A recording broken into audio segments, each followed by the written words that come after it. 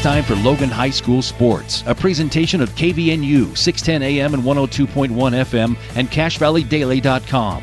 Brought to you by Advanced Heating and Air Conditioning, DD Auto and Salvage, Old Grist Mill, Preston Watts Collision and Glass, Adams Wealth Advisors, State Farm Agent Lana Powell, Cache Valley Auto Care, Cache Valley Daily, Young Toyota and Young Honda, Napa Auto Parts, Les Olson IT, The Logo Shop, and Planet Fitness. Now, it's time for the Logan Grizzlies on KVNU.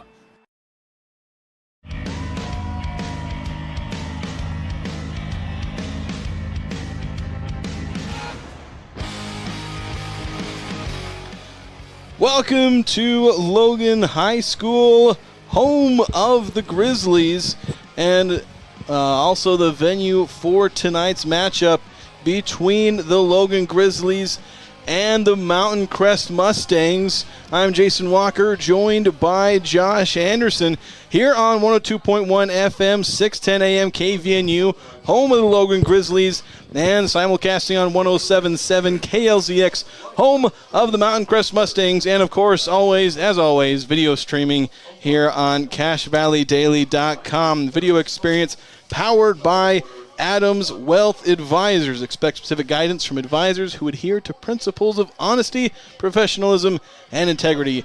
Visit AdamsWealthAdvisors.com. And Josh, it's been a couple of weeks, but we're back here at Crimson Field, waiting for the Logan Grizzlies, who have been on a bit of a downturn, 5-game losing streak. Teams with opposite records here: 5-2 for the Mustangs, 2-5 for the Grizzlies. And, you know, Mountain Crest fought a really tough game last week against Skyview. Skyview barely pulled it out. And, of course, your Grizzlies had a rough day at Ridgeline. Yeah, so, sometimes you just kind of put it behind you and we'll let that one go. The 68-0 defeat at the hands of the Riverhawks. It's just definitely not their week. Last week, I think it was Mountain Crest over Green Canyon was their previous matchup. Oh, okay. They beat them 28-14. That's what it was. It wasn't Skyview. That's why I thought they were winning against. Yeah. Skyview pulled it out, but last week it was against Green Canyon. Yeah, Green Canyon, they had the win over Westfield a couple weeks before that. Their most recent loss is to Skyview. They lost that one 31-28, 3 weeks ago.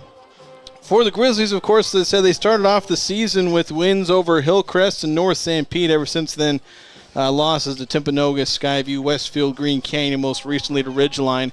Trying to get things rolling once again, trying to avoid some of the same mistakes we've been seeing. It's a young team. It's a growing team, and looking to see some of that growth here as they're out there for the coin toss right now. Got the captains out there. The big man, Reed Olson, out there, number 6. He's definitely someone to be paying attention to for this game. And I suddenly lost my roster. And you've also got Jack Struber, and then you've got a sophomore, Covington. Trey Covington. Trey Covington is there. Yeah, Jack Struber, and then number 32, Caleb Argyle. Yeah, so a lot of some experience, some younger guys out there as captains. I was looking at my roster, and I still didn't see who will be receiving. We're about 5 minutes away, at least as the clock says. We're about 5 minutes away from the start of this game, from kickoff. But as Logan gets hyped up and runs onto the field, donning all the pink, obviously Breast Cancer Awareness Month. A lot of pink here in the stands and, of course, all over the players. Of course, looking at the uniforms, we can do our uniform check brought to you by the Logo Shop. We got the Grizzlies in uniform. We've seen them a lot, these all-black uniforms with the maroon or crimson helmets. Mountain Crest with an interesting, the jerseys are ones we've seen before. They got the all-whites with the blue numbers, orange trim, although the chrome helmets, I haven't seen this one. I know. They're shiny chrome. When I walked in, I was like, whoa, am I at the right place? Are we playing Mountain Crest? I thought Ridgeline, because from a distance, I was like, it looks more like the Ridgeline. Like Ridgeline would wear, silver or blue or something like that. And they look nice. They do. That's the thing that they're different, but they are nice. I don't know if it fits super well with their color scheme, but I cannot knock them style points because they have that going with the helmets. But, yeah, just about to get things started here. But, Josh, what would you say the keys to this game are before we get going? Well, one of the things that Logan has always failed with lately is the turnover margin. We've got a young quarterback. We've got young receivers. I mean, I'm pretty sure you're going to see 3 receivers that are sophomores. Our quarterback's a sophomore. We've got a running back that's a sophomore. And sometimes either arm strength or just poorly routes, or just they're sophomores. We've seen a lot of interceptions this year from the Logan High team. And so, if Logan plays a clean game and wins the turnover margin, I really think this could be a game. But, Mountain Crest is coming with the confidence and everything. And if they can come out and put some pressure on the Logan offense, cause a couple turnovers, it could get ugly fast. Yeah, so Mountain Crest have got a couple players definitely to watch out for on the offensive side. Of course, quarterback Braden Larson, very, very good. He's got 360 yards on the ground, let alone the 1,200 yards he has through the air, 11 touchdowns to 3 interceptions. Preston Arambell, 800 yards this season. So a lot. He's a workhorse. He had like 33 carries, I think, against Green Canyon as he helped. And they took a big lead, and they just relied on him to get a lot of yards. And so I think we're going to see his number called. That's number 1 in the backfield. Pay attention to him. And then, of course, for the Grizzlies, some playmakers to watch out for. You got the duo running backs, Mason Birch, Caden Avila. Both have about 300 yards apiece, between 300 and 400 yards each.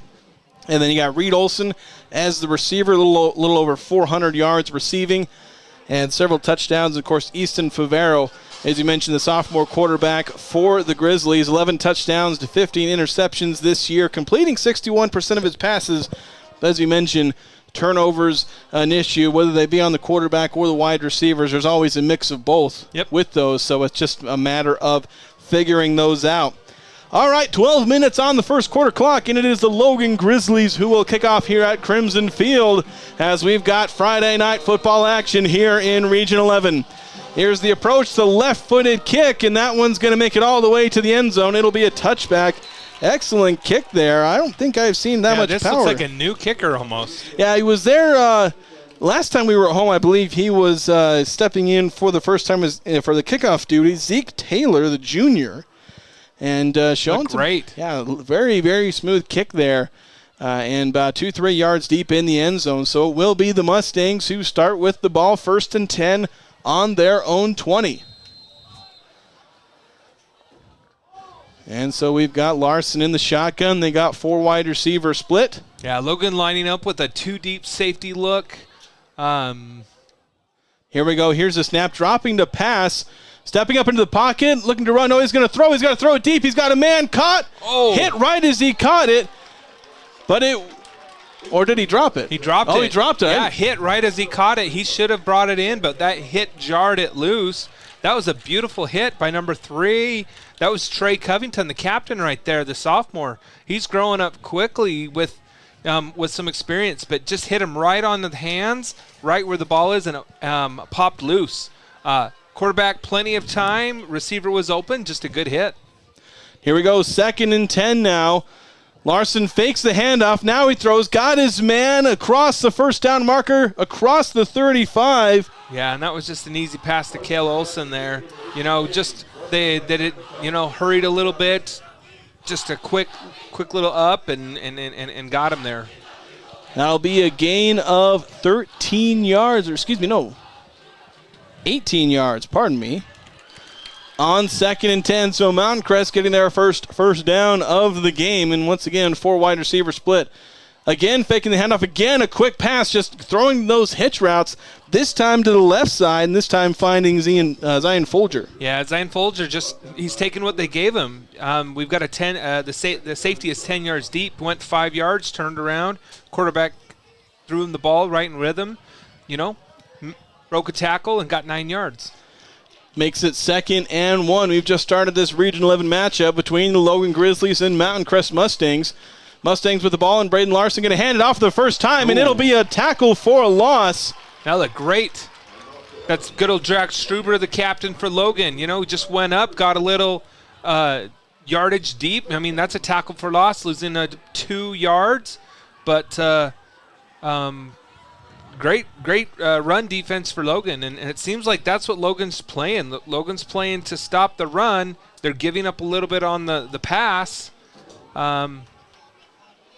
But, you know, statistic, that makes sense because all their, you know, the Grizzlies, you know, previous success has come on the ground. Oh. Larson back to pass, avoids 1 sack. Now he's going to tuck it, try and run, get the first down that way. He's going to be right at the line. I don't think he got it. They're going to give it to him, though. They're going to mark him a yard beyond. So that's a 4-yard gain on 3rd and 3 by Braden Larson. And, you know, that was a great play. He was almost sacked. Logan defender jumping at his heels there. He was able to, you know, do a little jump, skip back. And then the spy for Logan, the linebacker, tried to get him right before, just used his wheels, headed out of bounds, and got 1 extra yard needed. So, first down. First down and 10 from the 49. Handoff to Preston Rambell. He takes it forward about 4 yards. He'll cross the 50-yard line, get to the Logan 47. So he'll gain his first positive yards of the day. He's not someone who's made tons of explosive yards. He's just a consistent, steady presence. Get those 25, 30 carries, and he'll get you 100 to 150 yards. And that's when they get stronger in the second half. And the defense starts wearing out, and he gets stronger. And that's when, you know, he may not be getting as many yards now, but just wait till the second half. 3 wide receivers to the left. Larson going to look that way, throwing. Short pass to screen. Getting around the edge, but it's going to be tackled for loss. Great job by the Grizzlies wrapping up the receiver. Yeah, you had good old Connor Peters there, you know, stuffing the receiver. And they just held him up. I believe it was Kai Passy on the reception, not getting anything. As I said, I think you might call him for a loss of 1. I'll call it a 0 yard just to give him the charity there. 3rd down and 7. Logan bringing the pressure, trying to bring Larson down. They got him, and now he's going down. That was huge because that's probably 4 down territory there. You got the other captain, number 32, Caleb Argyle, with the blitz from the linebacker spot. With the delayed blitz, came in, and he had to hold on for dear life right there. Was able to hold him until, you know, Reed Olson came to clean it up afterwards. But huge loss, a loss of almost 10 yards there, forcing the Mountain Crest Mustangs to punt the ball. And they have the punt team out there as Grizzlies get a stop on their first possession of the game. Pending a fake here. Somebody flinched for a second, nearly blocked the punt. Punter went down. They didn't throw a flag, and not a particularly good punt, as it bounced on about the 37, then flipped backwards a little bit. So I think Grizzlies will start on their own 40. Yeah, that's one of those 15-yard net punts. Those are rough. It was nearly a 15-yard penalty, but I think they were really close to blocking that. But good job by the guys rushing the punter, like, try and get it, but if you don't, make sure you don't drill him. Yeah, it could have been a false start there, too. Yeah, it could have been, too. There were a couple penalties that could have been called. But here we go, 1st and 10 for the Logan Grizzlies. Got Favero out there. I think he's got Birch. I can't see that.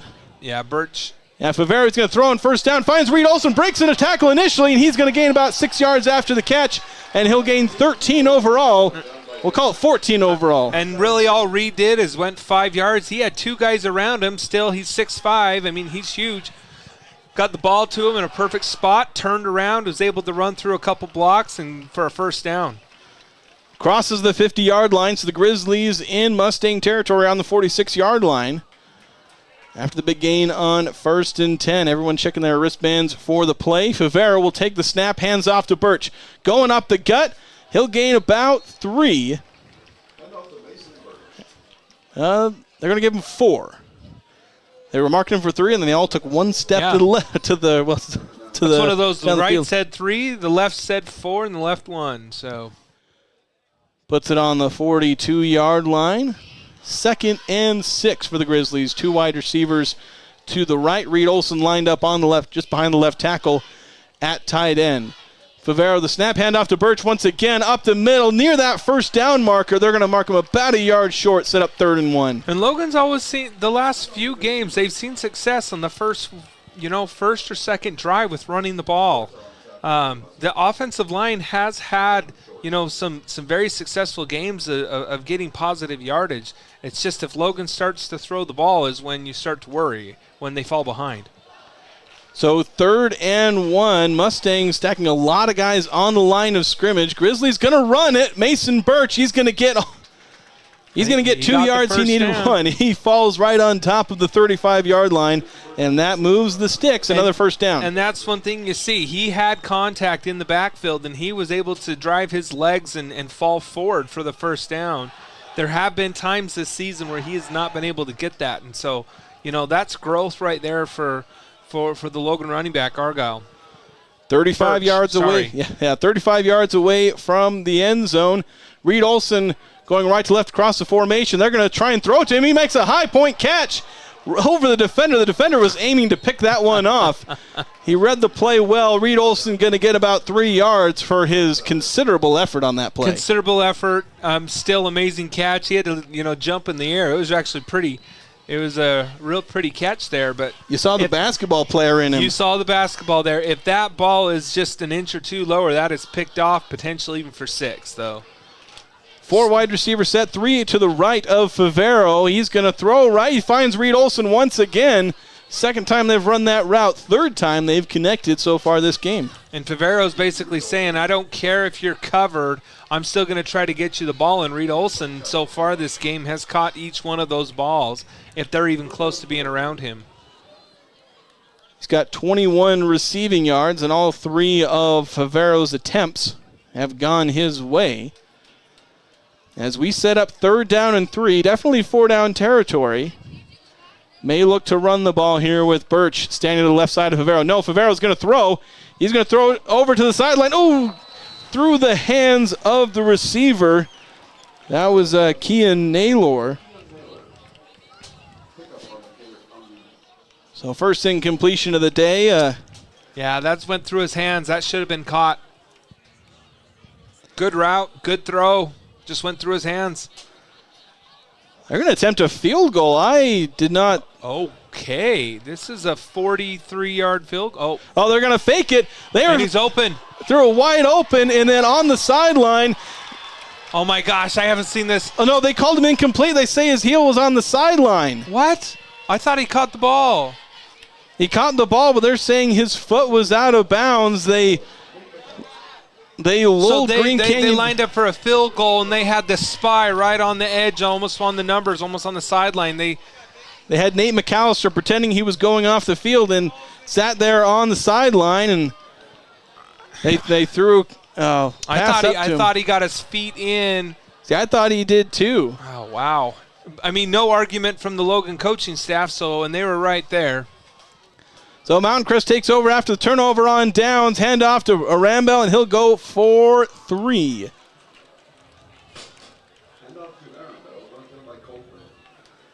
Big turn of momentum there. Yeah, and he was open, and it was actually a beautiful designed play, and they actually had fooled Mountain Crest there. Had us fooled pretty good, too. They did.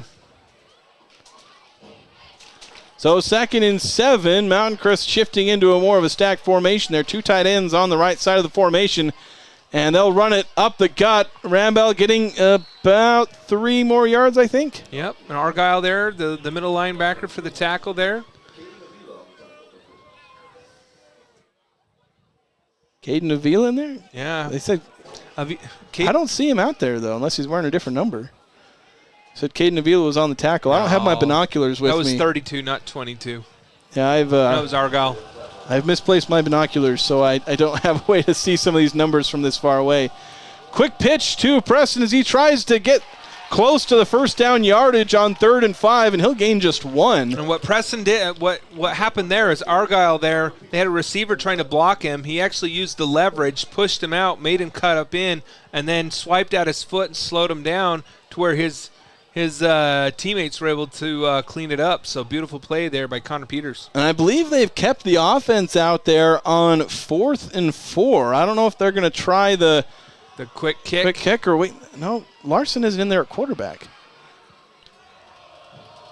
Oh, that was number 12. I think they're just, has Larson not been in there the whole game? Have I just misread the number of the quarterback? It's Brock Muir.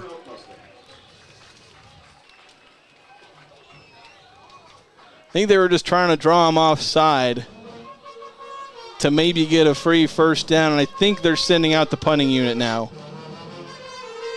So first time out of the game there for the Mustangs, or first time out of the half. 3:34 to go here in the first quarter. Logan Grizzlies, Mountain Crest Mustangs tied in this Region 11 football matchup. Mustangs out to punt as they've been stopped on both their drives. Got a first down, a couple of first downs on their opening drive, but 3 and out here. Now some substitutions coming in for the Grizzlies. There's a late sub by the Mustangs, and the Grizzlies now making their own sub. So punting unit out here. Ooh, nearly offside there. Logan coaches hopping because they thought it was a false start. Now booming punt. And that's going to bounce on the 15. And that's going to roll inside the 5. Mustang's going to down this one at about the 3-yard line.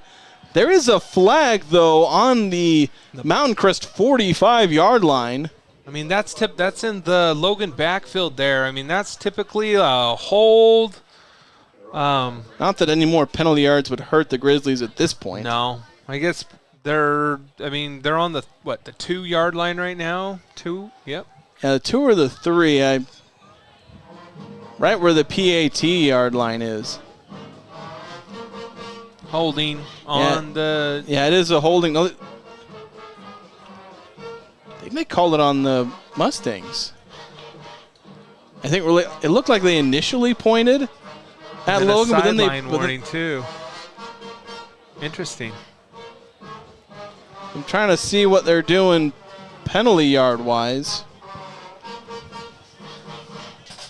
And I think they've just got it on the 3-yard line. No, they backed it up to the 2. So holding on Logan, but then you got a sideline warning against Mountain Crest.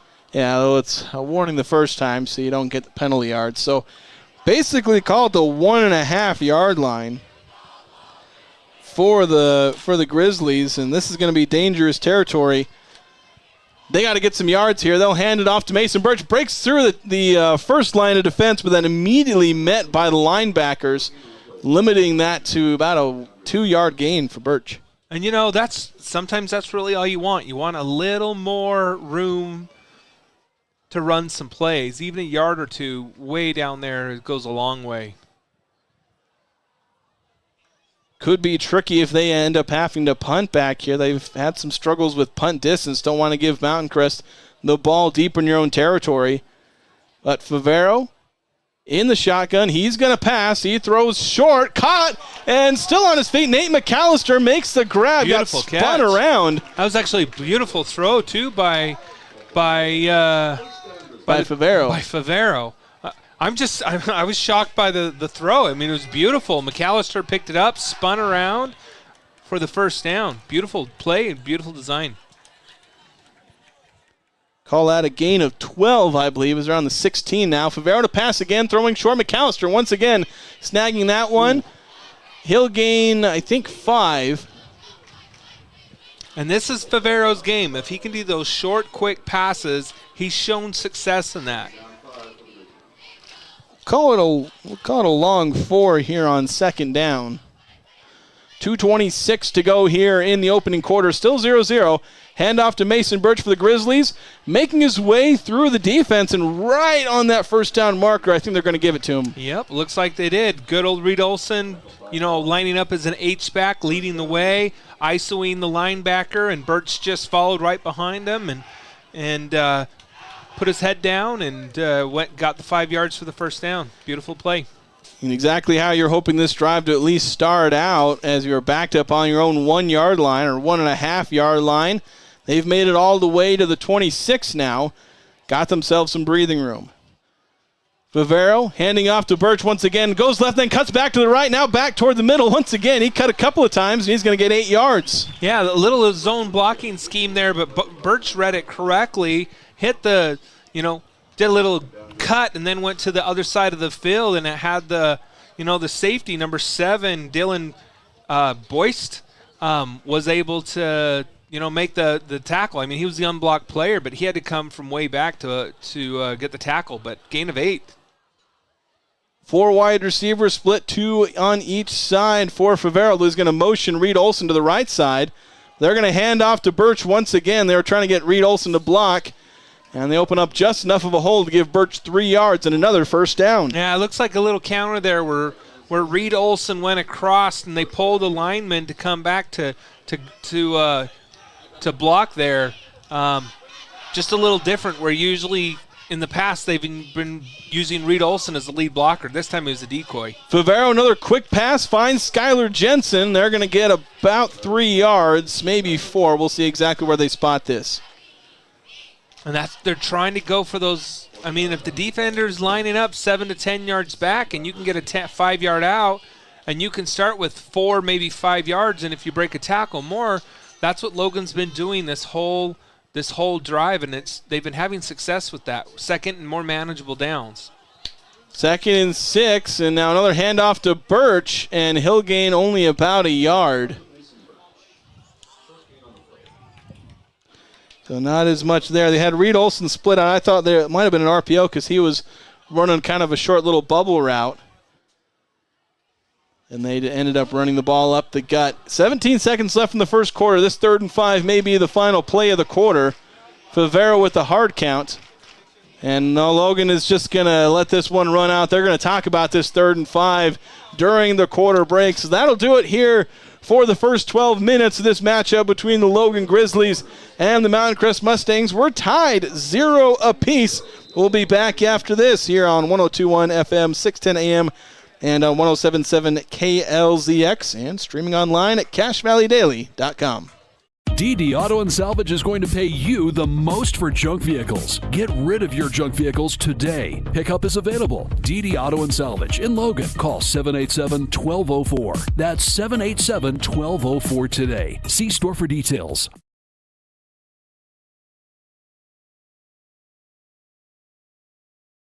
They really can put your logo on just about anything. That's what they do at the Logo Shop. Businesses, teams, booster clubs, school organizations, call the Logo Shop and have them show you the possibilities. The Logo Shop, committed to schools, teams, and youth groups.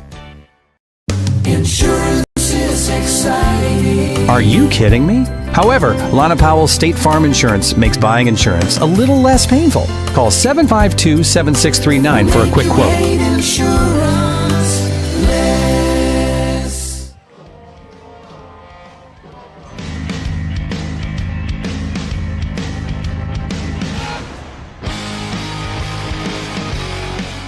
Welcome back to Crimson Field. We begin the second quarter of this Region 11 football matchup. Logan Grizzlies facing 3rd and 5 here in this 0-0 matchup. Both teams haven't really gotten a ton going on offense. Favero back to pass, throwing to Reed Olson. He's right at the sticks, and he's going to get it by about a yard. And really, what all Reed Olson did there is they actually manned him up, and he just ran, it's almost, I don't want to say he pushed off, but he took the defender, went 5-6 yards deep, turned around.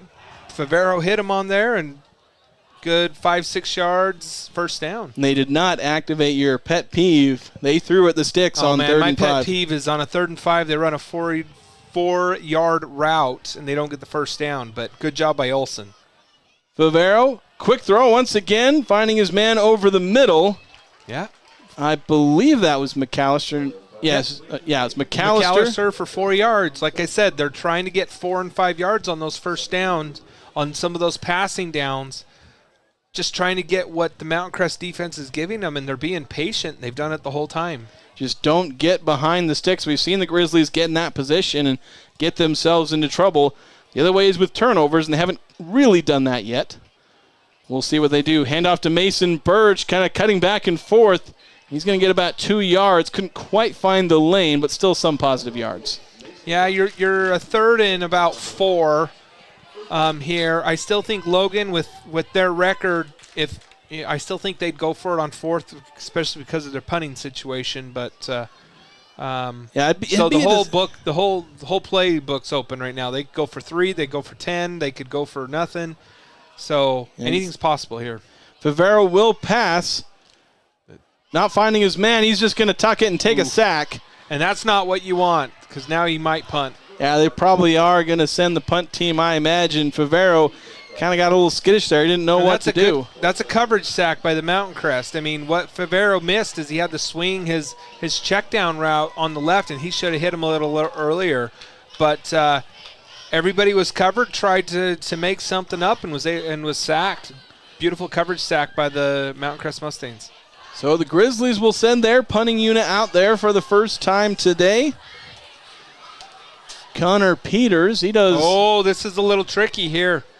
Logan sending all their guys to the one side of the field. Almost like they're gonna send it to Peters.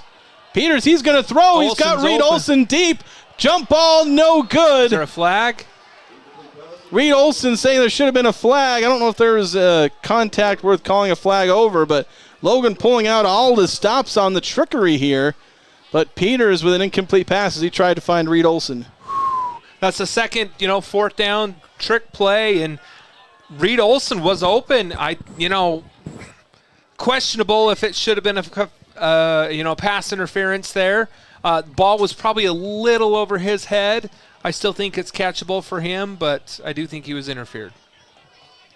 That'll make it 1st down and 10 for the Mustangs as they've stopped Logan on 2 straight 4th down attempts. Fakes. One was a fake field goal, the other a fake punt. As Grizzlies trying to pull out all the stops to get the win here at home, their first win of region play this season. Oh, and now Mountain Crest Mountain Crest throwing a trick play in there, although they nearly throw an interception. And yeah, Brayton Larson is not the quarterback out there. They've still got Brady Muir out there.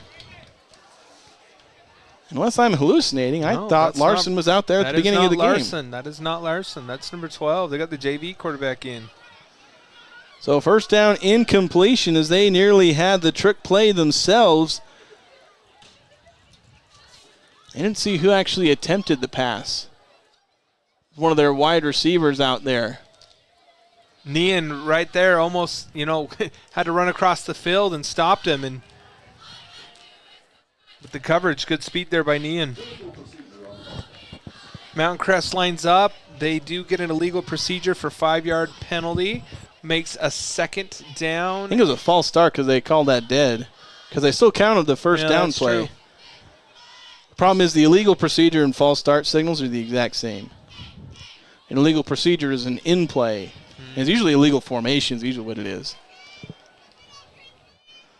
And that'll wipe away a play, but it's still still 2nd down, after the incompletion on first. No, they're saying that was. They're just wiping. Must have been an illegal procedure. Yeah, so probably didn't have enough man on the line. So that did just wipe away the 1st down play. But Mountain Crest now has 1st and 15.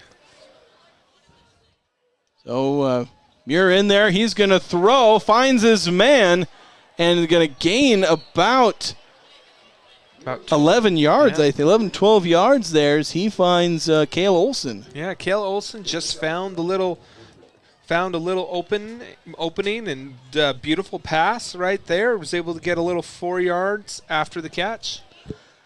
Just over 9 minutes to play here in this opening half. It's 0-0, but Mountain Crest just getting into Logan Grizzly territory on that last play. 2nd and 4 now from the Grizzlies' 44. Brady Muir in there. He's going to hand it off there. Sweep. Yeah, trying the jet sweep and then falling forward to the 40-yard line.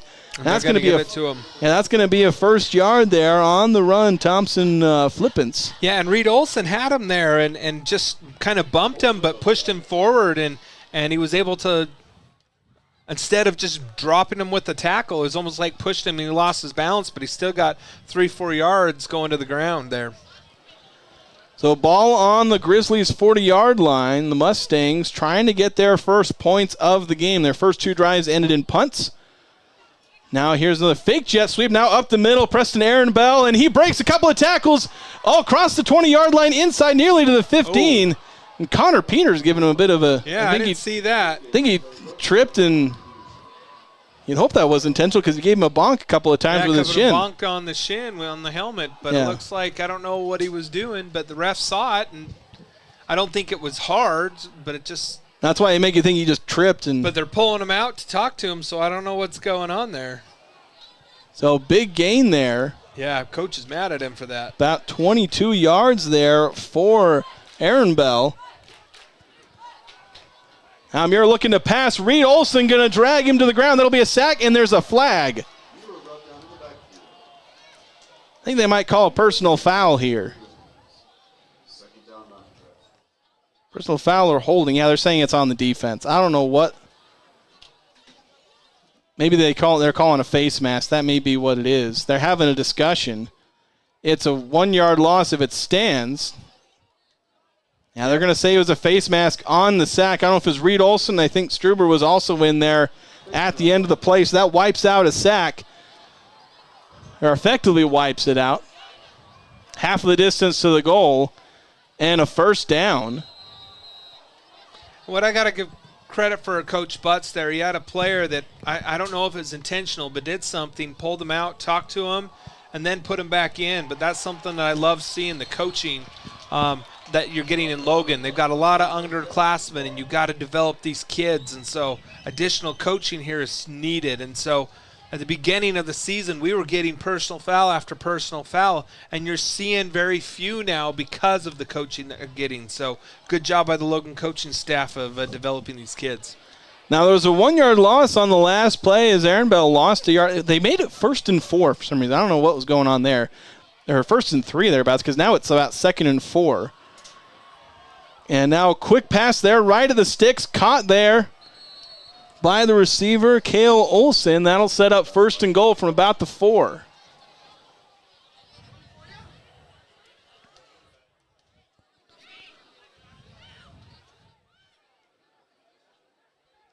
So we'll call it a gain of about 5 there.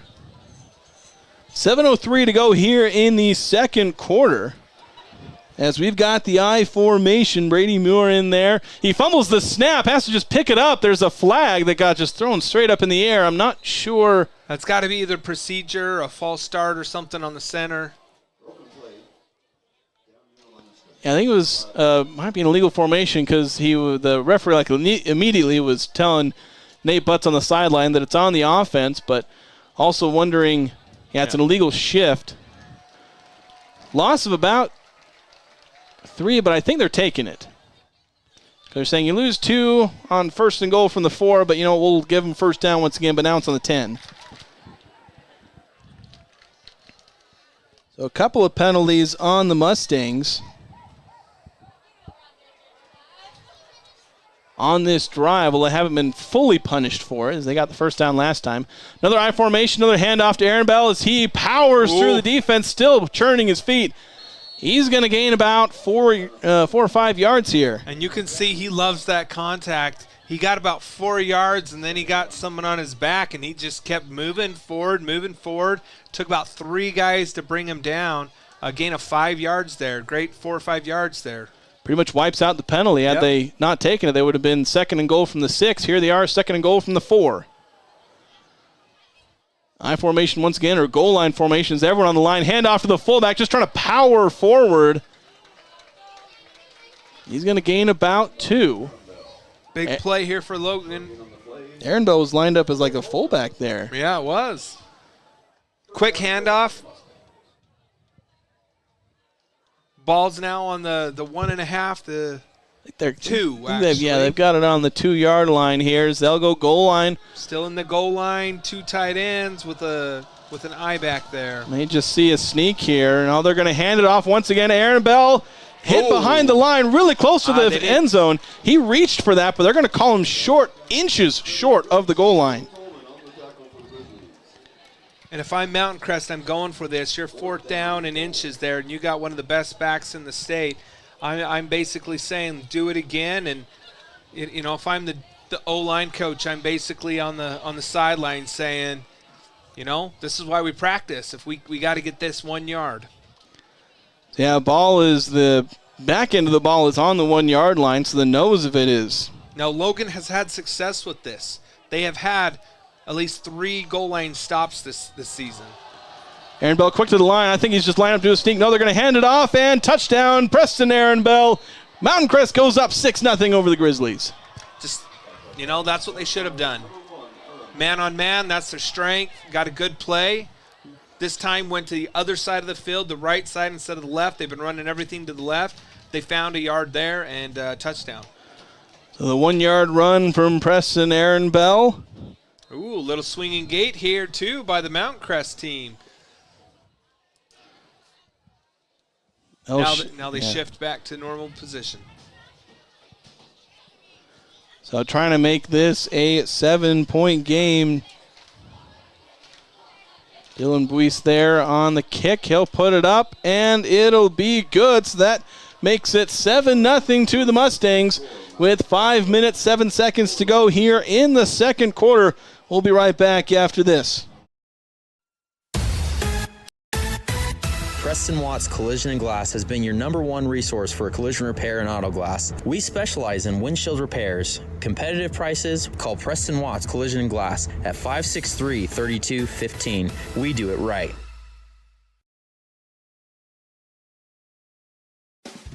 Make it 3 years in a row. Advanced Heating and AC is honored to be Best of Northern Utah Gold Medalist. Thank you for your support and vote of confidence in their company. Advanced Heating and AC online at advancedheating-ac.com.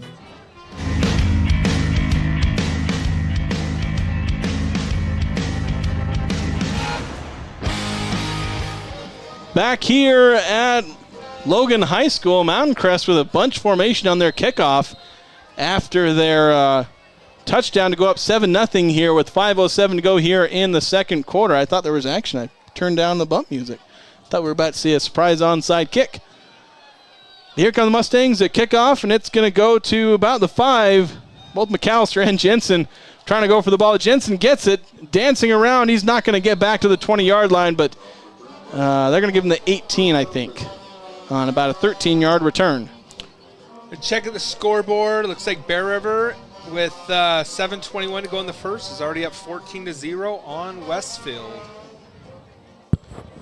So not a whole lot of action elsewhere in the region. Green Canyon on a bye. Skyview Ridgeline played yesterday. And Ridgeline really taking care of Skyview. Thought it was going to be an interesting game, and Ridgeline said, no, we prefer uninteresting. Now Logan starting their drive. Caden Avila getting his first carry of the game, and he'll get about 2. As the Mustangs trying to find a response, they saw some success on both of their opening drives, but both ended with turnovers on downs on fake kick plays. One trying to find Nate McAllister, the other trying to find Reed Olson, but incomplete on both accounts. Second and about 7 here. Easton Favero throwing. He's got his man. Trying to break a tackle. Won't quite. Although he's going to gain about 4 yards after the catch there. I believe that was indeed McAllister as he takes it from the 22 to the 34-yard line. Gain of 12. He's starting to become, other than Olson, he's become the next favorite there for the quarterback there. 5 passes thrown his way and a run on 1st and 10 once again. As Avila gains about 4. Yeah, Favero is, he's actually playing within his game today. I like what I'm seeing from him. He's doing the short passes. He's doing what he's good at here. And then they're mixing the run in. We've seen them have success in the middle of the field, the bend not break, but Mountain Crest has been able to. Avila breaking through the middle of the line. He gains about 15 yards. He nearly broke that one for 6. He almost broke that one. Just straight up the middle, a little draw. Went up the middle, had the center leading up, and for 15 yards, beautiful play there. Yeah, we're going to call that a gain of, I think, about 16. I think I'll call it. I might be off by a couple of yards.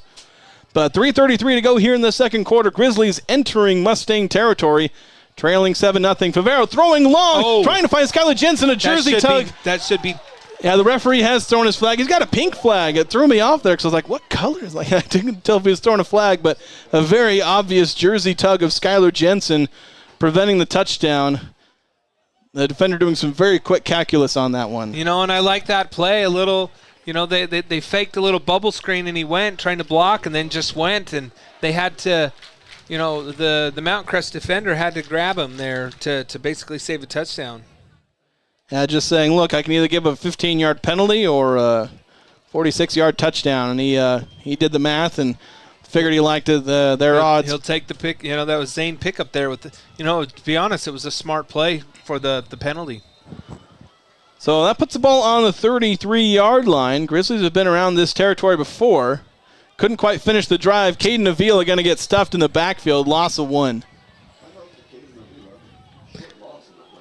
And this is where the Mount Crest Mustangs have tightened up. Each time Logan's had the ball, they haven't let him, once they get down to around the 30, they haven't given up any yards. If anything, they've taken him back with a sack and tackled for losses. So 2nd and 11 now. I think Mason Birch back in there at the running back spot. Favero going to throw, trying to find his man, and caught. Nifty little catch there. Connor Peters snagging that one out of the air for a 13-yard gain. And that would almost look like it was underthrown, but I'm wondering if he underthrew it for a reason, because the only person that could have caught that was Connor Peters, and he was able to make the catch. That's a first down to the 21-yard line, and Logan quick to the line of scrimmage. Favero dropping the pass, now rolling to his left. He's just going to throw it away. Did he get it to the line of scrimmage, though? It was around the line of scrimmage. I think the referees are just saying, we'll just kind of give it to you. Reed Olson was in the vague vicinity there. He was out of the tackle box, but in order to avoid an intentional grounding, you got to make it to the line of scrimmage, and you got to be out of the tackle box there. And that was really questionable if he got it to the line of scrimmage. But yeah, he was definitely out of the tackle box, but yeah, it was right around the line of scrimmage, and I guess the referee just said, I'll give it to you. Yeah. They're usually pretty lenient there. Favero handing off to Birch, and Mountain Crest meeting him 2 yards deep there. Excellent tackle and penetration. That's Cameron Carter Egbert there with a beautiful tackle 2 yards deep. Logan hadn't been stopped for a negative gain on a running play before this set of downs here, or a couple set of downs, because they before this drive they hadn't had a negative rushing, unless you count the sack. Yeah, big play here, 3rd and 13. Yeah, but now 2 negative rushes for the Grizzlies on this drive alone. Now Favero throwing, trying to find Reed Olson, and he doesn't quite get it. He tried to lay out for that one. It's 4th down and 13, and they're sending the kicking unit out there. Let's see what we can do. But that pass was a little in front of him. He had to try to dive for it. Still, ball was a little low, still not the ability to be picked off, and so maybe that was what he was working on. He was double covered there. So maybe not the worst throw, because if he would have thrown it right on, it could have been picked. Zeke Taylor trying from 40 yards out. Kick looks long enough. And it looks good. It is good. 40-yard field goal from Zeke Taylor with $1:48 to go here in the second quarter. Puts the Grizzlies on the board and makes it 7-3. Grizzlies will get the ball at coming out of halftime, so good way to get points there. For some reason it says 1. That's what I'm seeing too. But it should say 3, because that was not a PAT.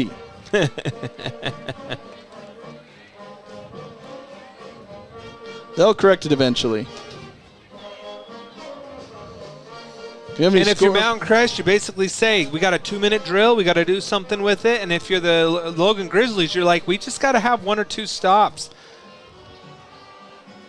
Yeah, try and get a stop here. Just don't give up that big play, that potentially catastrophic one, because that's what you don't want to have here, is to have the Mustangs get points on their end. You worked, you struggled a bit in this first half, had a couple drives in prematurely, but going to halftime down 4 and work on this in the second half, and we've seen some good things from the Grizzlies in the second half. Yeah, we really have. I mean, an inch here, an inch there, and it's a whole different game.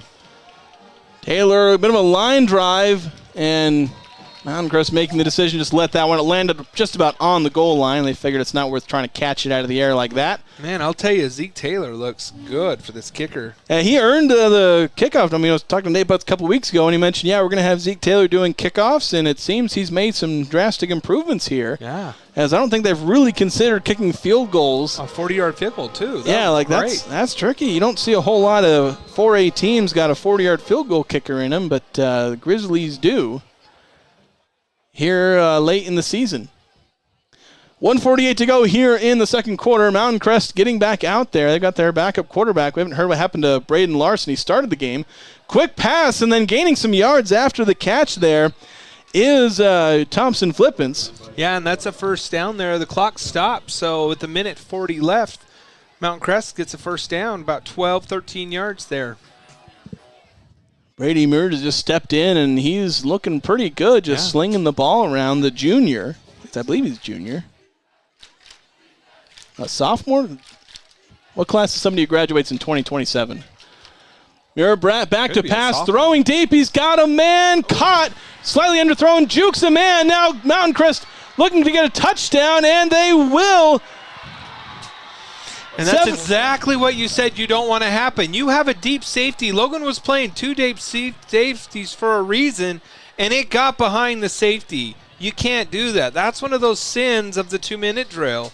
And then he was just able to use his speed, create a little wiggle there, and was able to outrun the safety and the corner to the end zone. Micah Clements with the 67-yard touchdown, and Logan Grizzlies have just collapsed, losing the momentum after gaining a little bit there with that field goal. And they'll have a lot more work to do in the second half. Although with 1:11 to go, perhaps they'll try and do something themselves. But here we await the PAT. Snap is down, kick is up, and it is well inside the uprights. That makes it 14-3 in favor of the Mustangs with a minute 11 to go here. We'll be back after this. When your car isn't working right, you just need someone who can help make your life a little easier. Cache Valley Auto Care can. Hear what people are saying online. They'll always take the time to help you understand what they're doing to your car and go above and beyond to solve your issue. Cache Valley Auto Care. When a client walks into the office, I want them to feel like they have a team that is full-time working for them. We really start from the ground up, setting our goals, understanding your situation, and then building the plan to maximize that quality of life. Visit Adams Wealth Advisor.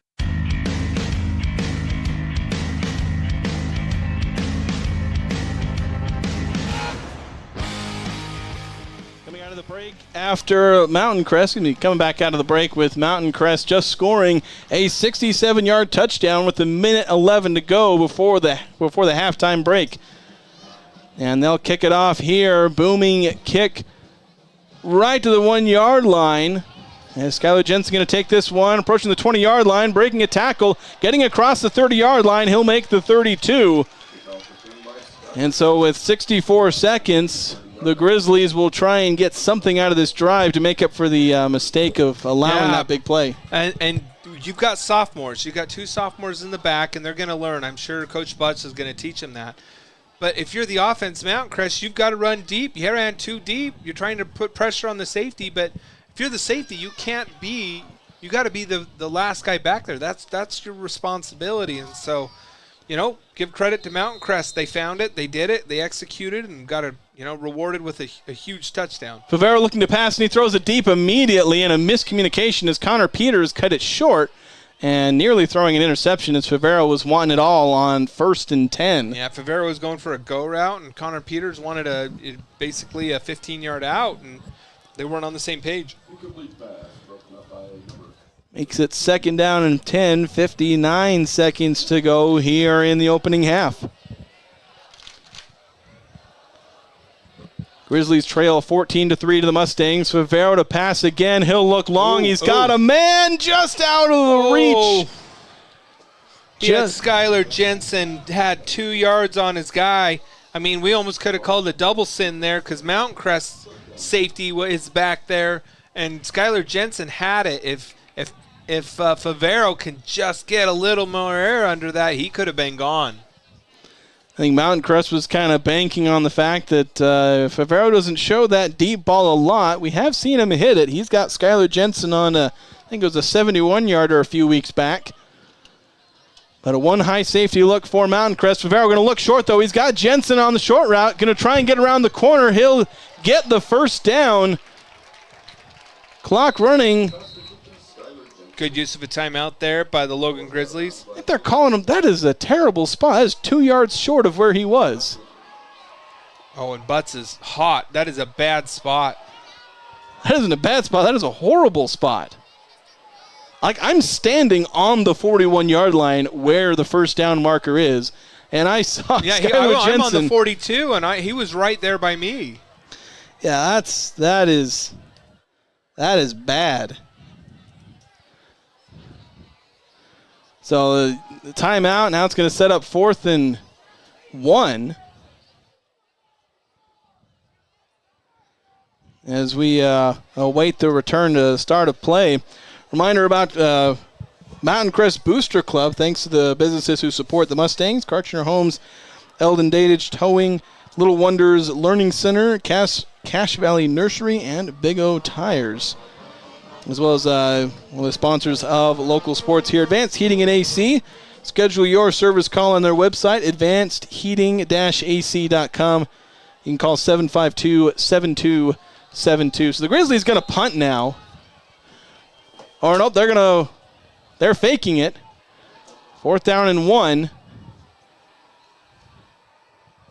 Now they were trying to draw him offside. Again, I don't know if it really makes a difference in this game, but I'm just still wondering what the heck was up with that spot there. High snap. Peters has to lunge for it, and a short punt there. Oh, it's going to get a somewhat friendly roll. It's going to go all the way to the Mountain Crest 41-yard line. One of the things they'll eventually learn is you always make the referee blow the ball down, because right there, if Logan picks up the ball, you waste a second or two, and so you're taught that on the special teams. If you're trying to, have the clock run down, just make the ref do it. Just stay there so the Mountain Crest defender can't come pick it up, and then have the ref blow the ball down. So here we go with 34 seconds to go in the half, and Mountain Crest now has another chance to put more points on the board. Their offense wasn't getting going in that first quarter. Nobody scored in the first quarter, but then they got the 7 points midway through the second. Looked like it might be going 7-3 into the break, but then a quick touchdown with the minute 11 to go. And now a stop has Mountain Crest potentially looking at 17 or 21 points if they can get something to go their way here, although Logan playing a lot of guys in the secondary right now.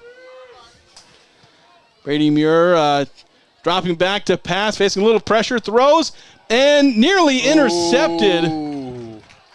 Connor Peters went really high trying to intercept that or tip it. It does go incomplete anyway. Yeah, and McAllister was there just trying to wait for it.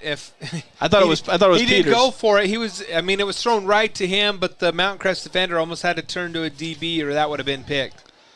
So 2nd and 10, 30 seconds left in this half. Mountain Crest being aggressive. Both teams are being aggressive. They're not wanting anything to go to waste. Of course, the Grizzlies have tried two fake kick plays in this one, trying to get first downs. Reed Olson on the left side just isolating. They'll hand it off, though. Hit at the line, but then powering through. Preston Ehrenbell gaining about 7 yards there. Timeout there by Mountain Crest. It'll be a 3rd and about a long 3, potentially 4 there. But if you're the Logan, that's what you want to give them. You want them to use a timeout. You want them to put the ball on the ground, where you only have about 3 plays left to go. If you're having car problems, trust Cache Valley Auto Care for expert service backed by excellent online reviews and customer satisfaction. You can find coupons on their website. Come out of the timeout with 21 seconds to go in the half. Mountain Crest looking for one last scoring play. 3 wide receivers lined up on that right side. of their formation. Top of your screen, those of you watching on CashValleyDaily.com with the video experience powered by Adams Wealth Advisors. Mountain Crest offense has weirdly come alive under their backup quarterback. It's not like Braden Larson has played poorly this year, but Brady Muir has managed to get this team going. Now, quick throw, hit immediately, and they'll give a correct spot to Mountain Crest. I'm still salty about that. Kai Passy, a tight end, getting the completion there. And we had to punt because of it. It was a big deal. That would have made it 4th and 1 for Mountain Crest. Yep. But a 4-yard gain there for Passy. Muir to pass once again, has time. No, he doesn't. Reed Olson drags him down with 6 seconds to go. And I think they immediately called a timeout. Loss of about 5 there. Reed Olson, I think, is second or maybe even third sack of the game, although I think one of them was wiped out by a penalty. I know that is a half. There's no timeout. They had the clock stopped temporarily, but that'll be it for the first half. The Logan Grizzlies sipping a bit late, having a chance to be down only 7-3, but they'll be down 14-3. Not a killer, but something they can work with. And for the Mustangs, some improvements of their own. The offense needing to get going a bit more if they want to make sure they seal this game against the Logan Grizzlies. But we'll take a break. We'll be back, have some halftime analysis, stats, and all that on the halftime show here on 102.1 FM, 610 AM, KVNU, and on 107.7 KLZX, and streaming live on CashValleyDaily.com. An auto policy from State Farm gets you collision coverage. Time to call my State Farm agent and see if she can help me, because I hit a car. Hi, I'm Lana Powell, your local State Farm agent. Call 752-7639. State Farm's got me. Searching for copiers and printers? Les Olson IT has what you need. Find reliable HP printers, award-winning Sharp copiers, and high-end Ricoh graphic systems. Les Olson IT. Old Gristmill on South Main Logan, 4th North Logan, and now Smithfield offer Cache Valley that famous lunch special and natural bread baked the right way. Get your made-to-order lunch or baked goods at Cache Valley's Best of Northern Utah gold-winning bakery. The Old Gristmill, here for you. At Planet Fitness, you'll get energy without the judgment. Hi, can you help me with this? This is better. Join the judgment-free zone today for $15 a month. Planet Fitness. Big fitness energy for all. From what's happening in local political elections, to breaking news, to photo galleries and replays of the latest games. If it's happening in our community, it's on CashValleyDaily.com and the Cache Valley Daily app. Local, relevant news on CashValleyDaily.com. Keep your car running its best with help from Napa Auto Parts. Need a new battery or wiper blades? Napa features the best brands and can even help with battery or wiper blade installation right there on the spot. Locally owned from Preston to Providence. Napa Auto Parts. DD Auto and Salvage is going to pay you the most for junk vehicles. Get rid of your junk vehicles today. Pickup is available. DD Auto and Salvage in Logan. Call 787-1204. That's 787-1204 today. See store for details. They really can put your logo on just about anything. That's what they do at the Logo Shop. Businesses, teams, booster clubs, school organizations. Call the Logo Shop and have them show you the possibilities. The Logo Shop, committed to schools, teams, and youth groups. Insurance is exciting. Are you kidding me? However, Lana Powell's State Farm Insurance makes buying insurance a little less painful. Call 752-7639 for a quick quote.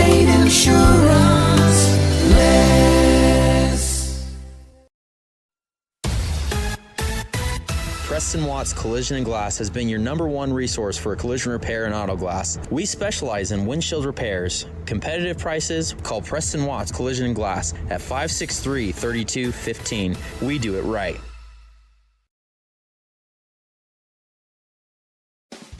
Make it 3 years in a row. Advanced Heating and AC is honored to be Best of Northern Utah Gold Medalist. Thank you for your support and vote of confidence in their company. Advanced Heating and AC online at advancedheating-ac.com.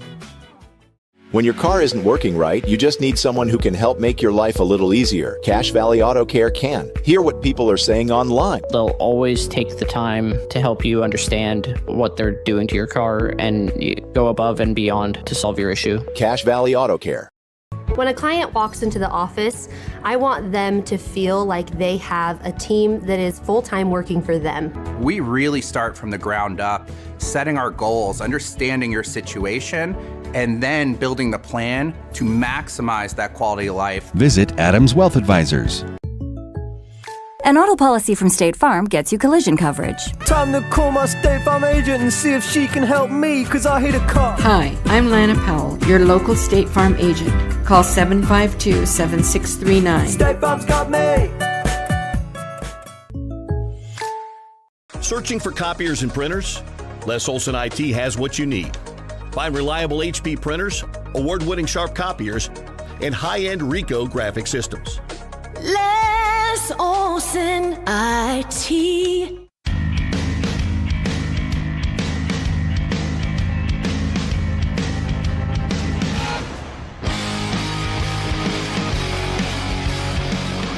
Welcome back here to Logan High School. Let's get that better. Josh, get yourself in the frame. I'll get in here. As we're here on CashValleyDaily.com. Those of you, there's always a shadow like right in my eyes here, like, not that I can't see, but I look weird. I got a stripe across my face. Those of you watching, the video experience powered by Adams Wealth Advisors. And, halftime here at Logan High School. Mountain Crest, slow start for both teams. Mountain Crest kind of expected maybe to come away with a win here as the favored team, but tied going into the end of the first quarter.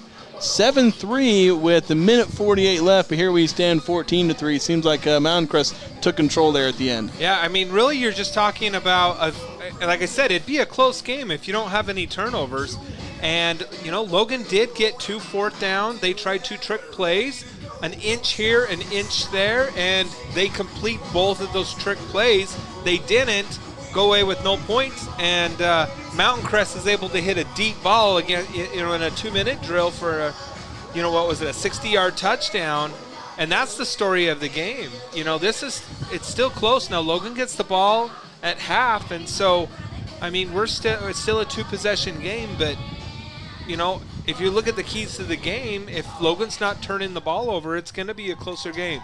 Yeah, and the Grizzlies, I mean, whether you count the turnover on downs as turnovers or not, they don't go down in the actual turnover sheet as that. But, I mean, you look at the first touchdown drive for Mount Crest came after that fake punt attempt, gave them the ball on, like, their own 49 or 48, basically at midfield. They go down the field, score the touchdown. Aaron Bell completing the drive with the 1-yard run there. Grizzlies, they did finally get a drive and attempted a field goal. 40-yarder Zeke Taylor hitting his first field goal of the season there from distance. But then, Mountain Crest, that field goal with 1:48, but 67-yard touchdown. Brady Muir getting the long touchdown there to, I believe it was Micah Clements, 67 yards, at least unofficially. I was trying to remember, I think they were on the 33-yard line. They get all the way to the end zone from there. So, if the Grizzlies limit their own mistakes and don't have their drive stall out too much, this game is within reach very much for them. But I think the key here is what adjustments are we going to see? Yeah. Aaron Bell broke a couple extra runs there for a little bit more than he was early in the game, so that may be a thing to watch for. And with the backup quarterback in for Mountain Crest, I think this is what you're going to see. He probably is not going to get all the plays that the starter would have, but they're probably happy with what they're doing. It's just keep doing what we're doing. We're going to throw the ball a little bit. We're going to run the ball. We're probably going to see more running in the second half. If they go up one more touchdown, then they're going to probably just run it exclusively. But if you're Logan, I also keep doing what I'm doing a little bit. Let's get the 5 yards on first down. Let's see if we can get, one of those other plays, get a couple, and then it puts you in really good third down territory, or even potentially going for it on fourth. I mean, Logan showed that they want to win. If this gets close, I could see more trick plays coming from the Logan side. Yeah, they've thrown pretty much everything and the kitchen sink at the Mustangs. Let's look at a few stats here, looking at some of the standout players so far. Easton Favero completed 11 of his 16 passes. a lot of short passes, so 87 yards on those, no touchdowns, no picks. Brady Muir, my passing stats may be slightly off because I may not have been paying attention to exactly when Braden Larson left the game, as he was in there early but left in the first quarter, I believe. But I've got him down 4 of 4 passing for 89 yards. I don't think I have him for an incomplete pass yet. Maybe I missed one or two. Then I've got, look at the total yardage. You've got the Grizzlies 137 yards on 31 plays, 4.5 yards per play. The Mustangs really helped along by that 67-yard touchdown, as they have 171 yards. You take that out of there, they're probably not quite averaging the 7.4 yards per play. But thing is, they've made the plays when they need to make them. Grizzlies haven't right now. We'll see what the second half brings.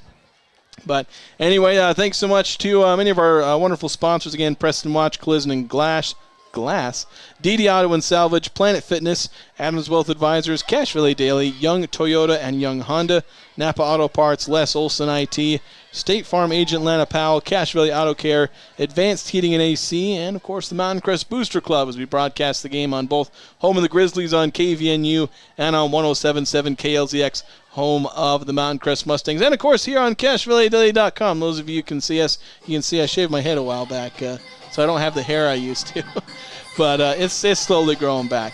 But anyway, we're going to take another break. When we come back, we will have the start of the second half as the Mustangs try to hold on to their 14-3 lead, ideally build on it for them and for the Grizzlies. Maybe another comeback win in the books potentially here. We'll have that starting next on I almost said the full court press, here on KVNU and KLZX. No, not that one.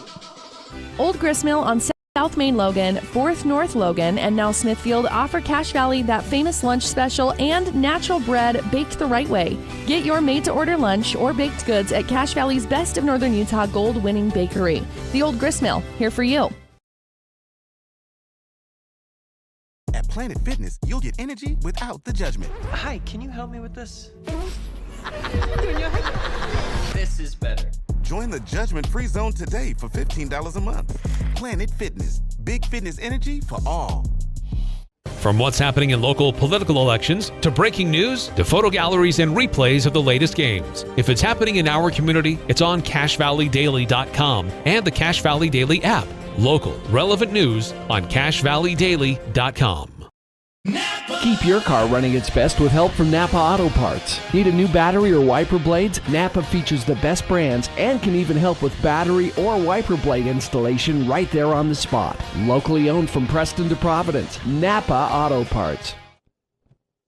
DD Auto and Salvage is going to pay you the most for junk vehicles. Get rid of your junk vehicles today. Pickup is available. DD Auto and Salvage in Logan. Call 787-1204. That's 787-1204 today. See store for details. They really can put your logo on just about anything. That's what they do at the Logo Shop. Businesses, teams, booster clubs, school organizations. Call the Logo Shop and have them show you the possibilities. The Logo Shop, committed to schools, teams, and youth groups.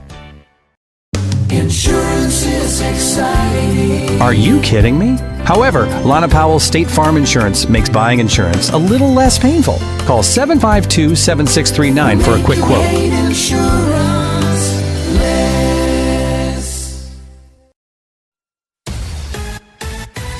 Preston Watts Collision and Glass has been your #1 resource for collision repair and auto glass. We specialize in windshield repairs. Competitive prices, call Preston Watts Collision and Glass at 563-3215. We do it right.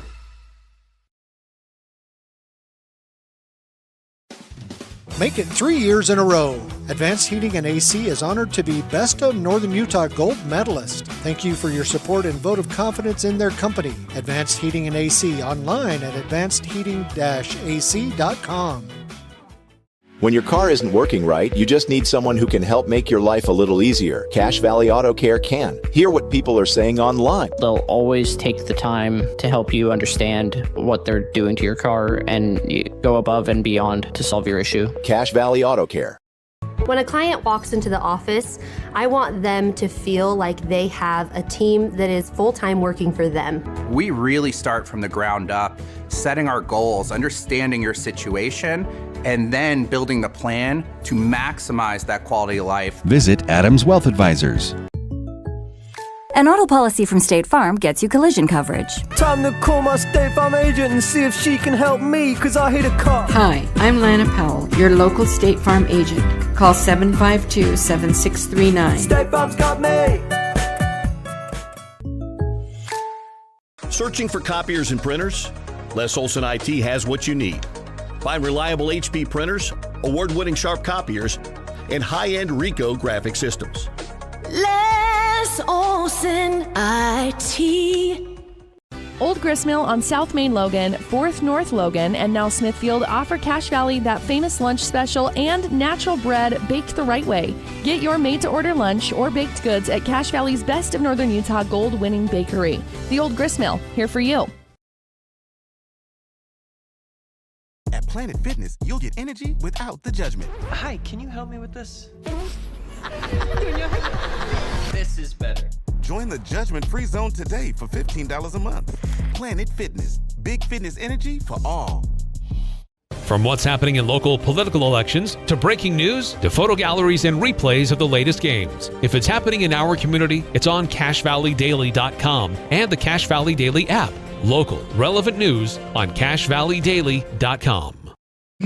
Keep your car running its best with help from Napa Auto Parts. Need a new battery or wiper blades? Napa features the best brands and can even help with battery or wiper blade installation right there on the spot. Locally owned from Preston to Providence, Napa Auto Parts. DD Auto and Salvage is going to pay you the most for junk vehicles. Get rid of your junk vehicles today. Pickup is available. DD Auto and Salvage in Logan. Call 787-1204. That's 787-1204 today. See store for details. They really can put your logo on just about anything. That's what they do at the Logo Shop. Businesses, teams, booster clubs, school organizations. Call the Logo Shop and have them show you the possibilities. The Logo Shop, committed to schools, teams, and youth groups. Insurance is exciting. Are you kidding me? However, Lana Powell State Farm Insurance makes buying insurance a little less painful. Call 752-7639 for a quick quote.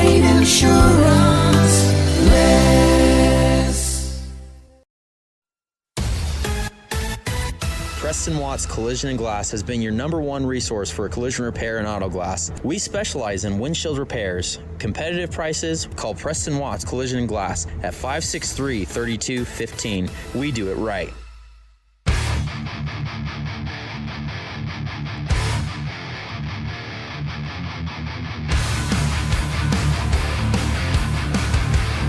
Welcome back to Logan High School, home of the Grizzlies, as we get set for the second half of this Region 11 football matchup between the Grizzlies and the Mountain Crest Mustangs. It's the Mustangs with the advantage going into the second half. They will kick off leading 14-3.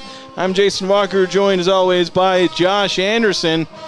Glad you could be with us here for some exciting Region 11 basketball. A little condensed this week because we had or spread out, I guess, really is more like it. Yeah, Thursday matchup with Ridgeline, Skyview. Green Canyon's off, and last I checked, Bear River was leading Westfield down there in kind of west of Ogden there in Taylor, Utah. 21-0. Yeah, 21-0. Mountain Crest, they got that bunch formation kickoff that they kind of audible out over. I don't know if it's audibling out of. It's just they show that look and they spread out. And so we'll kick off here as the Grizzlies will try and cut into this deficit. Short kick only to the about 12-yard line, but then hit right at about the 23. Ooh. So a short return, but getting past the 20-yard line. Took a lick there. Yeah, short kick, but some of the Logan blockers didn't pick up their block at all. Got lit up. Was that McAllister? Got lit up. Yeah, McAllister on the return there. As your high school student get good grades or have a good driving record, you could save money on their auto insurance. Call 752-7639. State Farm Agent Lana Powell. 752-7639 for State Farm Agent Lana Powell. All right, it's 1st and 10 for the Grizzlies. Got Easton Favero out there. Shotgun snap, handoff to Caden Avila, trying to fight just to get back to the line of scrimmage. He will gain a yard, though. Yeah, just trying to get whatever he can. Mountain Crest, packed the box there and thinking they were going to run. They called it right, stretched it out, only for 1 yard. The Grizzlies were the kings of the 4 and 5 yard gains in the first half, and it served them well for efficiency's sake, though not for any touchdowns. They haven't scored a touchdown in a couple of games, not since their matchup with Green Canyon, as they were shut out last week against Ridgeline. Favero to throw, throwing off his back foot. Didn't have his man. I'm not sure if he was looking for Skylar Jensen up the left sideline or Reed Olson coming across the middle. And now it's 3rd and 9. Yeah, Mountain Crest is clamped down a little bit. Great coverage there, no one there. I think that was just a throwaway. Yeah, facing a little bit of pressure and not enough open guys down the field. And so 3rd down, 9 yards to go for the Grizzlies. In a tricky situation here. 3 wide receivers split to the right. As Favero waits the snap, takes it, now looking to his left, throwing, trying to find the sticks there. Skylar Jensen, he couldn't reel in the pass, would have had a 1st down, but it's 4th. And the Grizzlies will go 3 and out on their first possession of the second half. And that's one of those rough starts that you're going to get from Logan there. Mountain Crest is just happy because now they get the ball. They're up 11 points. If they can get points on the board, they can rely on their running game and not have to rely on their backup quarterback. Well, he's done fairly well so far. Bit of a low snap there. Connor Peters going to punt it. Low line drive, bouncing around, and then kind of touched the Mountain Crest player. Had to field it, and he's going to fight. He's going to, it looked like they were going to maybe send him backwards to the 35, but he fought there. Excellent play there from number 34 there on the return. Justin Constantino, excuse me. Constantino, I guess. Constantino. I had to ask how to pronounce that, and I think I kind of got it. Ball is on the 39-yard line, 10:48 to go here in the third quarter. Mustangs with the 14-3 advantage and the ball. Oh, was there a penalty? I did not see a flag there. I did not either. But they're going to mark off. Is that 15 yards? It looks like it because they were foul. Dead ball foul there. So there we go. That puts it back to the 24, well, the 25, I guess. They probably marked him on the 40, I guess. So minus 15 yards to the 25-yard line for the Mustangs. Brady Muir still out there for the Mustangs, the reserve quarterback. As he takes a snap, handoff, jet sweep, trying to find the edge. Going to basically get the line of scrimmage, maybe a half yard more there on the run by Dylan Buist. A great play by Connor Peters there. He was lined up, man on when his defender put in a press situation, saw it, got off, and was able to, attack the ankles, and only a gain of 2. Great job, Peters. They'll give him 2 yards to the 27. As now a 4-receiver spread again, 2 either side. They're motioning one right to left, faking the jet sweep, handoff to Aaron Bell, powering through the line, almost running over his own man and a defender at the same time. Going to gain about an additional 3 yards, I think. And setting up a big 3rd and a long 4 almost there. If Logan's able to stop here, they can regain the momentum. But right here, if I'm Mountain Crest, I'm looking at the way Logan lines up, see if maybe we can do a little 5-yard. There was right past the sweep. It's wide open there. There was a flag on the play. They're calling holding on the offense, so wipe out the gain from Aaron Bell, and that's going to back up the Mustangs once again all the way back to the 24. Or excuse me, the 19. Yeah, redo second down. Second in, call it 16? Yep. See, 16 or 18 maybe. Quick throw there, he fits it in there to the tight end, Kai Passy. Got about half of it back, leading for about a 3rd and 9 right there. If I'm Mountain Crest, I'm looking very similar route there, looking for the hole in the zone defense there that Logan's going to go into. Find the open man, complete this, see if he can break a tackle. 3rd and 8, 9:39 to go here in the third quarter. Mustangs trying to add to their 11-point advantage Muir in the shotgun, dropping to pass, looking to his left, facing some pressure. He escapes it. No, he doesn't. He's going to get dragged down from behind. He tried. Is that Argyle again? There's a flag on the sideline, though. Oh, are they going to call a holding? Or I think they're going to call it's a sideline warning. Because he just the ref on the sideline, he just threw the flag straight up in the air. And I don't know how this gets applied. It should be their warning, I think, unless they...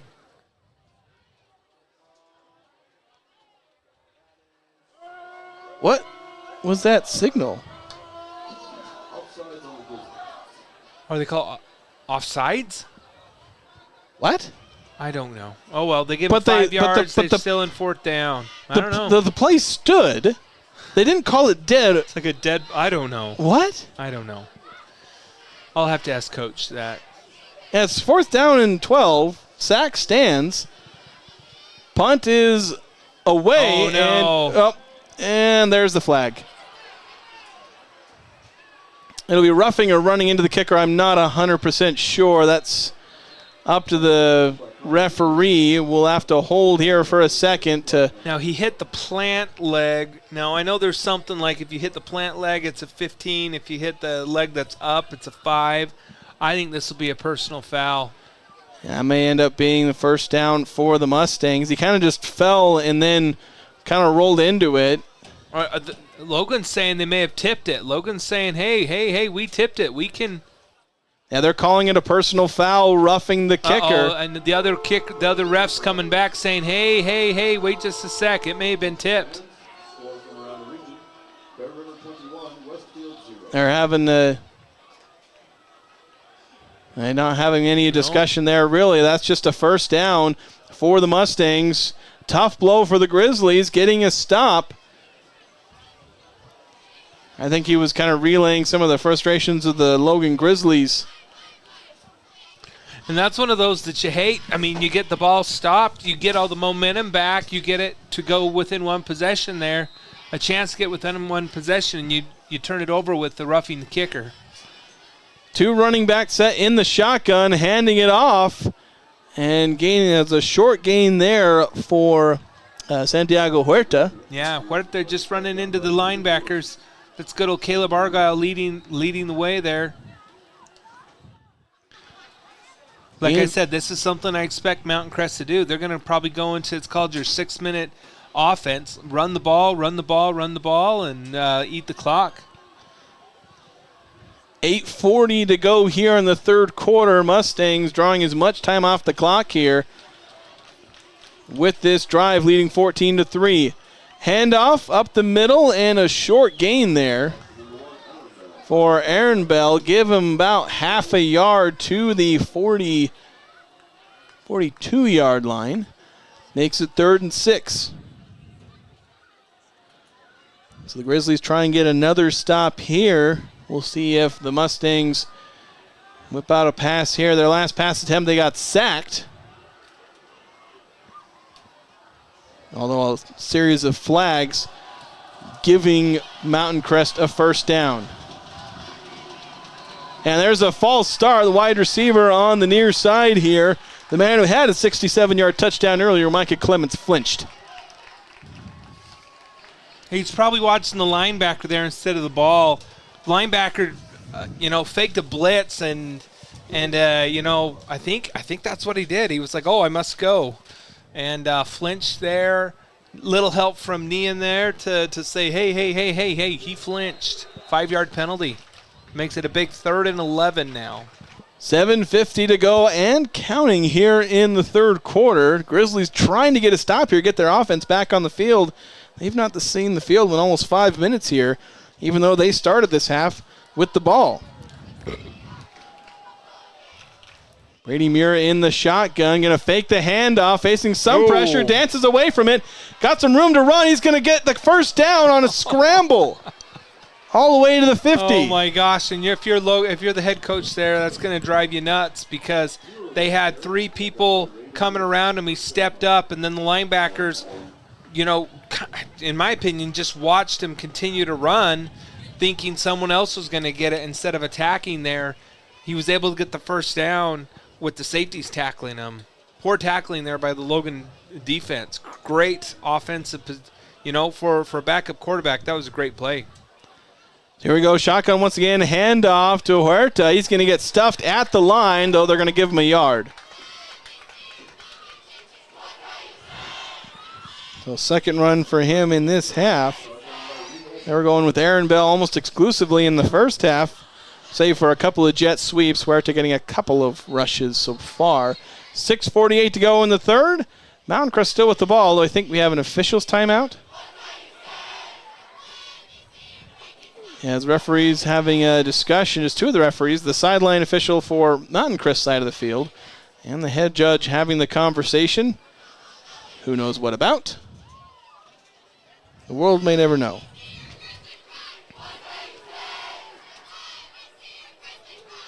Both teams heading to the sideline. Was there a timeout called by somebody? Is there like lightning or what's going on? Oh. No. No, they have a little lightning indicator on the one side. It's not stormy at all. Both head coaches heading to the center of the field, so there's something they're talking about here. And is there something inappropriately said where they're basically saying, hey, something was said, this is not appropriate? I wonder what's going on. I think both coaching staffs have been in the ear of their sideline refs, but that's not atypical. I've never seen this. That's like a coach's job. They stop the game, bring the coaches out in the middle of the field. There's something they're clearly concerned about here. I don't know if it's conduct related or procedural related. Teams are all bunching up here. I don't know what's going on. It's got to be some conduct related where they're like, it's got to be something said inappropriate or other things like that where coaches have got to say this behavior is unacceptable. And if they see it again or hear it again, you're going to be kicked out. We've had sideline warnings for both teams.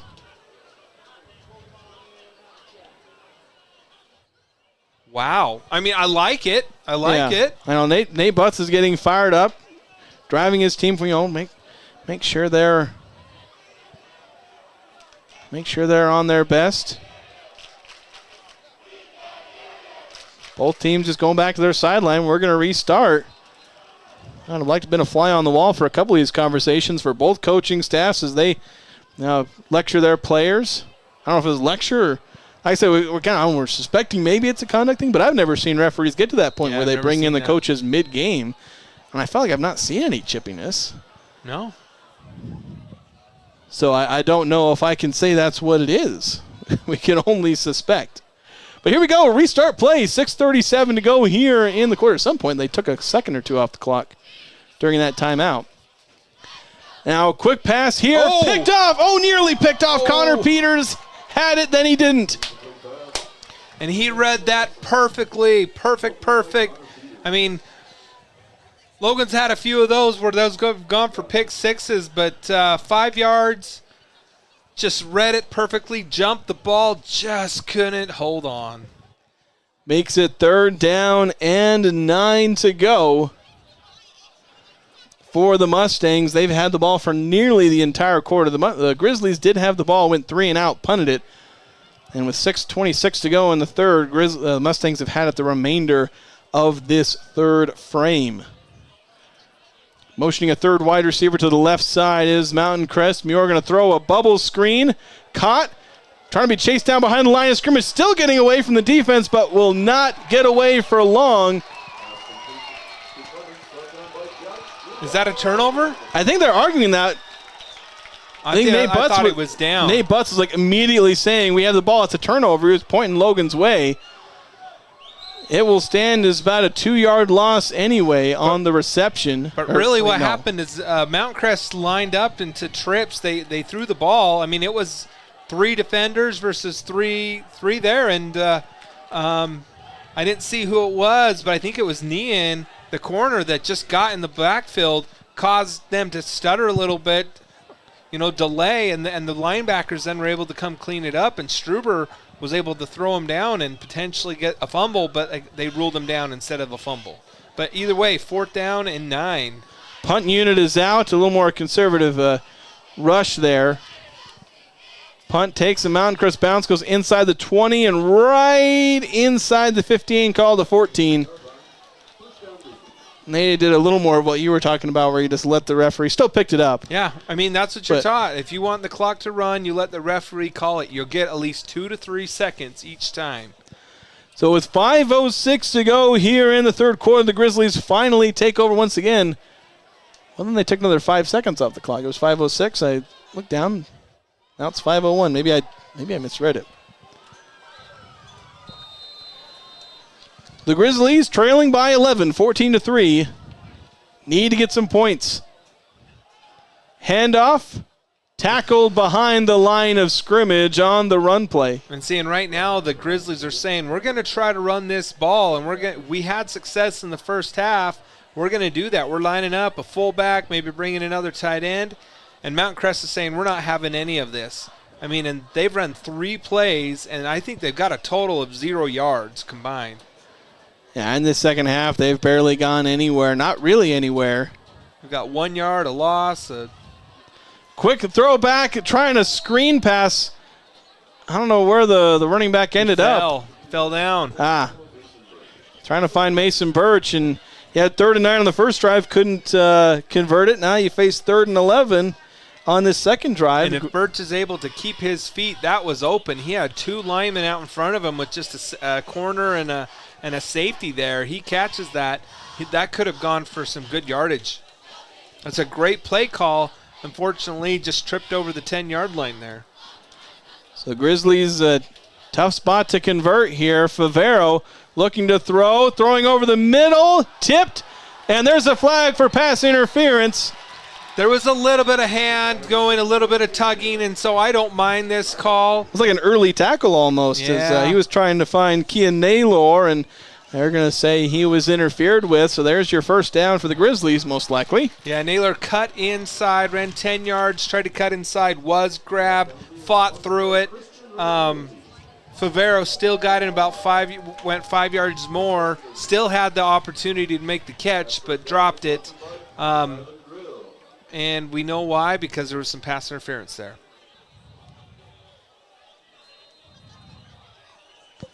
So 1st and 10 from the 28-yard line thereabouts. Run up the middle, stuff for nothing. Nope, and I think Mountain Crest has changed their defense. They're going down to they've opted to, instead of going 2 deep safeties, opening up the running. They're saying we don't want that. Safety's going in the box there, and saying, okay, you got to beat us with the pass instead of the run.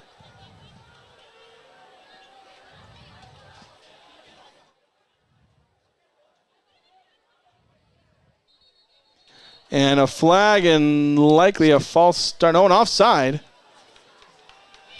Going to make it 2nd and 5 for the Grizzlies. So a couple of penalties. They've gained 20 yards in penalties this half and a net of 0 on the rest of their plays. 4 plays. But either way, 2nd and 5 on. Call it the 33.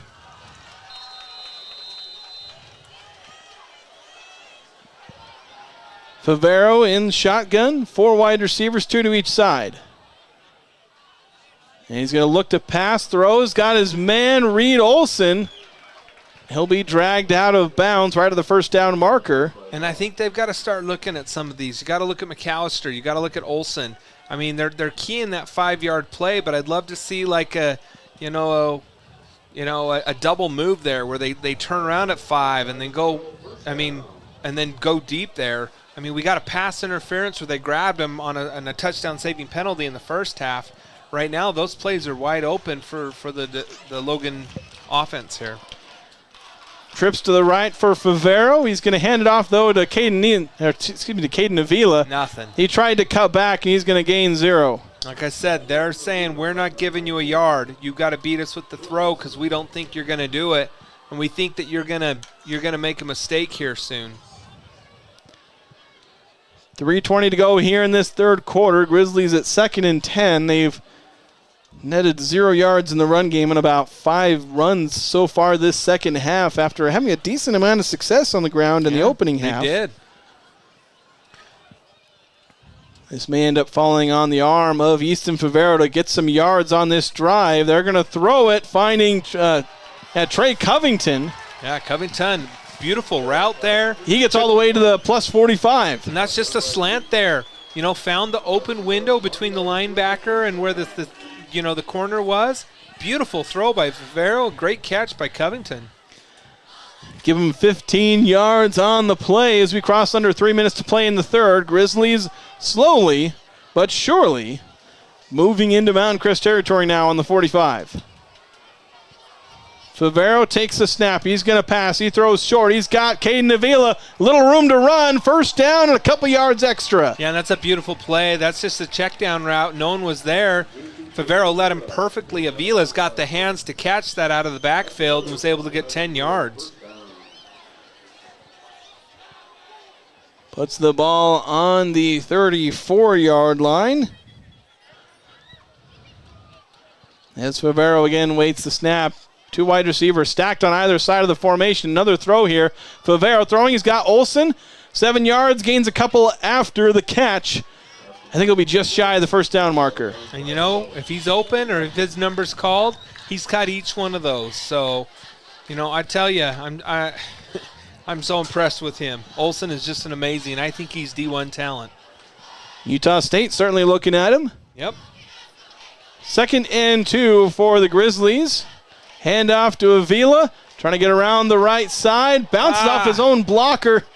Cut his momentum a bit short, but still gains the necessary yardage for a first down. And that's one of those, you're like, if you're the blocker, you're like, go to my left, go to my right, just don't go right up my back. But I think if he's able to do that jumps cut and go back inside, there was a few more yards. Either way, I still think Coach Butts will take the first down. Quick to the line. I think the referee dropped his flag for a second. I thought there was a penalty. He was just picking it up, putting it back in his pocket. 1:45 to go in the third quarter. Grizzlies driving nearly to the red zone. They're on the 23-yard line, I believe, as they split 2 wide receivers either side of Favero in the shotgun. Fake handoff, throwing, trying to feint him in deep. Caught, tipped away last second. I thought he had it. I thought he had it too. Skylar Jensen. Beautiful pass too, my gosh. A good pass, but good coverage in the end, as I believe the DB got a hand on that one. And I like the play call. I mean, you were going to the, McAllister, you're going to Olsen, you're going to Avila. Having Jensen just do a go route there, I mean, beautiful throw. Just, got a hand in the cookie jar there and was able to turn it away. Favero rolling right, throwing back to his left. He has Mason Birch. Going to get the first down inside the 10, nearly to the 5. And what I love there is, Birch sometimes has had a struggle with catching those. Favero just softly put it right out in front of him where he's able to just get that and, running full speed. And Birch is the bigger back where he's able to get a little extra yards after contact. Great yardage there. First and goal there, for Logan Grizzlies. Ball on the 7, first and goal for the first time in this game, and it's a touchdown. Logan Grizzlies, Reed Olsen with the 7-yard reception. Yeah, a little smash route there going in, turning around and heading to the pylon. Beautiful throw by Favero. I think you may see them go, they're going to go for 1, but they usually line up in the gate. You almost wonder if they go for 2. Favero he's hot right now. And they don't have the kicker on the field. So it looks like they're going to go for 2. It's 14-9. They're going to try and get within a field goal. As Favero in the shotgun, he's got Mason Birch throwing a high pass, trying to find Reed Olsen. He threw it behind him.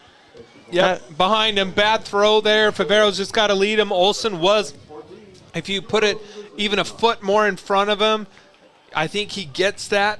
Just a bad pass. So that'll keep it at 14-9. With 1:06 to go here in the third quarter. The Grizzlies within a score. And if they can hold Mountain Crest, they'll have a chance to take the lead.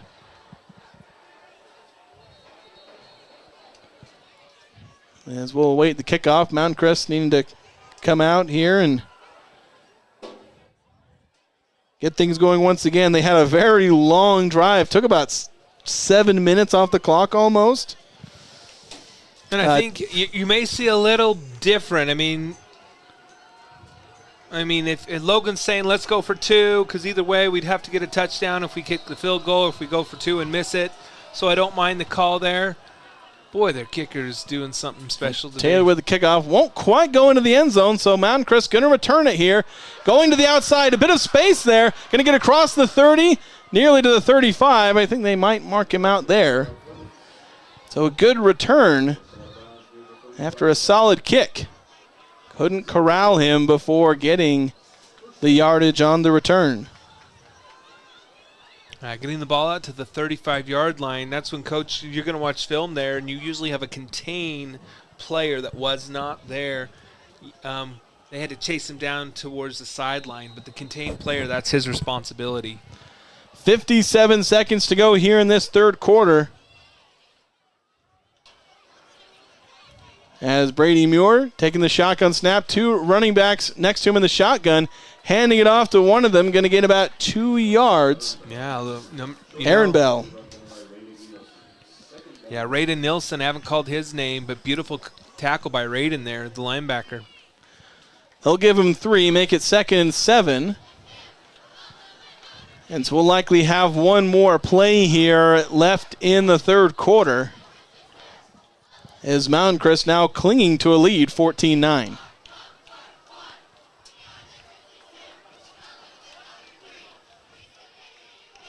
One back next to Muir. He's going to motion a wide receiver, nearly doing the jet sweep, but is there 2 people in motion there? False start. And dead ball, false start on the offense. I didn't see who it was. Was there another guy who went in motion real quick? I think there's 2 in motion. Especially since they snapped the ball. So that'll be a false start. 19 seconds to go here as they make it 2nd and 12.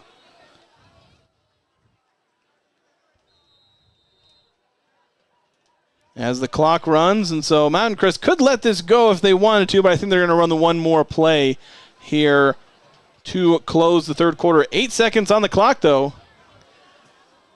They're going to run the draw. Well executed. All the space in the world for Preston Aaron Bell, and he gets about 20 yards almost all the way to the Logan 49. That's going to end the third quarter on that note. Preston Aaron Bell getting 14 yards there. He looked good. He looked like he was a little fresh there with a little bit of burst.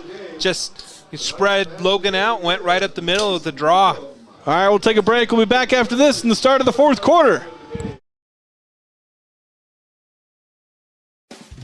Make it 3 years in a row. Advanced Heating and AC is honored to be Best of Northern Utah Gold Medalist. Thank you for your support and vote of confidence in their company. Advanced Heating and AC, online at advancedheating-ac.com.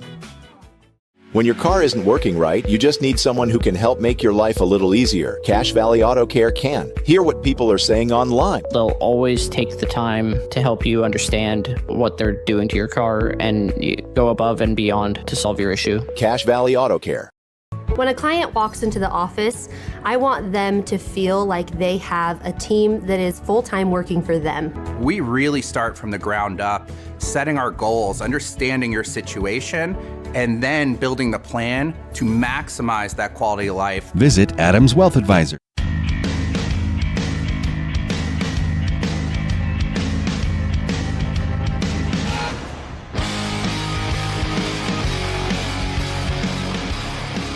You know, and I could see... Welcome back. Sorry. Starting the fourth quarter here with Mountain Crest. Dropping back to pass on 1st and 10. Escaping the pressure, scrambling. Got a bit of room to run. Slides at the end there. Going to gain about 5. Now, I was going to say, look for that draw coming again. I mean, spread them out. Go up the middle. Either way, good coverage by the Logan defenders there where... You know, the quarterback there was just able to get out and get 4. 2nd and, 6 here. 14-9 is the score. Mountain Crest leads. They didn't do a whole lot with, they did a lot but didn't score with the ball in the third quarter. Now here's they have the ball and the lead, handing off to Aaron Bell, powering through. you can see the fourth quarter's coming. He's a different back now. Going to gain 8 on 2nd and 6. That'll give him the first down. And the Grizzlies fading a bit on defense. This is when they need to stand up, get a chance to win this one. Mountain Crest playing inspired right now, trying to regain their 2-possession lead. 1st and 10 on Logan's 37. As we cross under 11 minutes to play in this game here at Logan High School. Brady Muir faking the handoff to Aaron Bell, hands off to the other back. Wow. More room to run there as they're just putting the Grizzlies on their heels there. The back, Dean Folger. Yeah, they're getting about 8 yards a pop there, but Folger there just put his head behind the lead blocker and the pulling tackle there almost, and beautiful. And he got a light there and just exploited it. It was beautiful. So 2nd and 2 following the 8-yard run on first down. Now another handoff. One up the middle, just powering through. Yeah, and we had a missed tackle. Connor Peters was up there on the line of scrimmage, dove at his feet and didn't quite get it. I mean, that's one of those on film. They're going to say you're the unblocked player. You got to make the play. But get credit to Arendelle there. He was able just to basically just step over him and get great yardage. 5-yard gain gives them the first down, so Mountain Crest just moving the ball pretty much at will through the ground game. We'll have to see if they pop a play action here, catch Logan off guard. Aaron Bell running once again, just goes through the line, powers through all the arm tackles, and he's going to get a touchdown, 24-yard run for Preston Aaron Bell. Oh, Aaron Bell, I tell you, he just ran through it. Like I said, this fourth quarter, he's a different back. He's run possessed. He ran through 3 or 4 tackles, and Logan didn't even have a chance to get him down. Beautiful.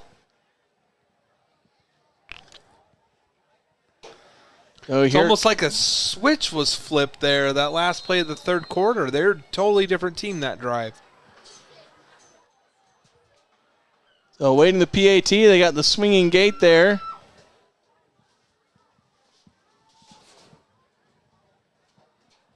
As we've got 9:47 left on the clock here in this game, Mountain Crest retaking control, and a poor hold snap, something. They didn't get the kick off, and so the PAT is no good. I think Kean Naylor was in there to cause some chaos, if I saw him right. That he's still on the ground there.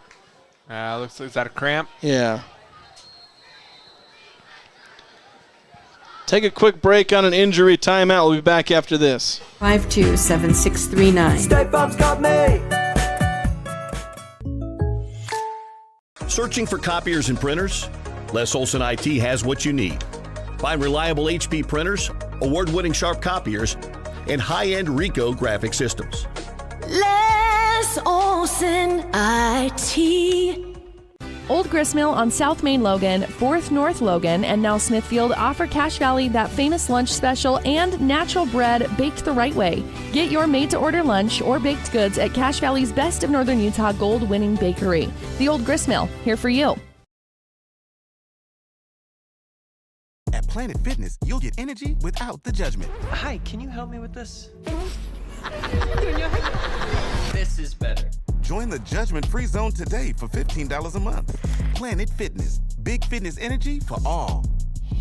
From what's happening in local political elections, to breaking news, to photo galleries and replays of the latest games. If it's happening in our community, it's on CacheValleyDaily.com and the Cache Valley Daily app.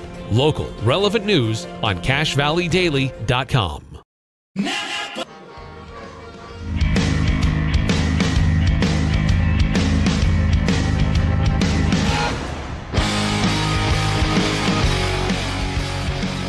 Restarting play here at Logan High School. It's 20-9 as Mountain Crest is retaking a 2-possession lead over the Logan Grizzlies. Missed PAT, couldn't quite get the kick off. Makes it 20-9. Grizzlies missed a 2-point conversion, so we got the interesting score, 20-9. Return for the Grizzlies, a bit of space there, getting across the 20, nearly to the 25. There for, I believe it was Skylar Jensen on the return there. And so with 9:40 to go here in the game, we've got the Grizzlies with the ball again. They scored a touchdown, their first touchdown of the game on their last drive. 7-yard pitch and catch from Easton Favero to Reed Olson. Favero throwing a little in front and nearly intercepted there, trying to find for Trey Covington on that first down. Couldn't quite get it to work. Yeah, and if you're in the NFL, that would have been a pass interference. But if you're a linebacker, you're still able to, before the ball's thrown, kind of redirect him a little bit. And that's what it looked like it did. It kind of bumped the receiver, and then the ball was thrown when he was off balance. And so good job by the linebacker just disrupting that route. Favero's had to step up and move the ball through the air with his arm. He's done fairly well this half. Now throwing to Reed Olson, finds him, breaking through tackles. It takes him 3 or 4 guys just to stack him up and finally take him down. Oh, man, that was Gronk-esque, but I swear, I mean, his leg was almost over the head of the defenders there for a minute. It's like, you got to get down. I mean, they grabbed his leg, picked it up, and Reed's just hopping on one foot trying to get the first down, and he got it. So 9:19 to go. Favero throwing once again. Wow. Nearly caught by Skylar Jensen. Threw it behind him, and he bobbled it and then couldn't quite hang on to it. Yeah, and I think if he just waits another half second there, Skylar Jensen breaks that out, and it's a beautiful completion with room to run. Favero rushed that throw just a little bit, and I didn't think he needed to. So makes it 2nd down and 10 yards to go.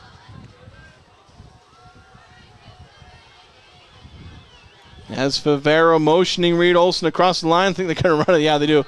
And it's a good run for Mason Birch, gaining some yards. They really struggled to move the ball on the ground, but 6 yards there. Yeah, that's for the Birch. best. That's the best we've had this second half with running play. Makes it a really manageable third and about a long 4. So, yeah, 3rd down and probably 4. 4, yep. Favero throwing to Reed Olson, a little short of the sticks, but he's just going to power his way to the first down marker. You know, anybody else at Reed Olson, I'd say that's a pet peeve of mine, but I believe he probably knows that if he can catch that ball, he can break the 2 tackles and get the 2 yards, and that's what he did.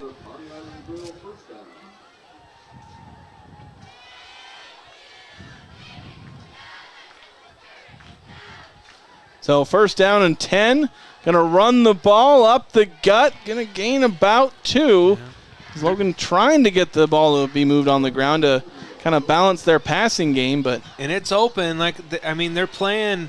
You know, like I said, they were playing 2 deep safeties earlier. They're only doing 1. They're playing man on man on the rest of these receivers. I still think there's some plays you can run in man here. I don't want to say pick plays, but there's ways that Logan can get out of this man. Favero looking to throw at Covington, and he is hit, sandwiched between 2 defenders. Incomplete pass, going to set up a 3rd down and 8. Yeah, once again, I mean, if that linebacker, breaks on the ball just even a half second earlier, that's a pick 6. I'm still looking maybe at Reed Olson back there instead of the slant there to Covington.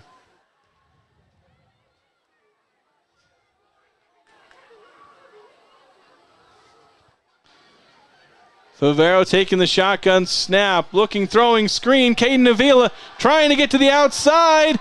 Right at the first down marker, going to get it past the 40.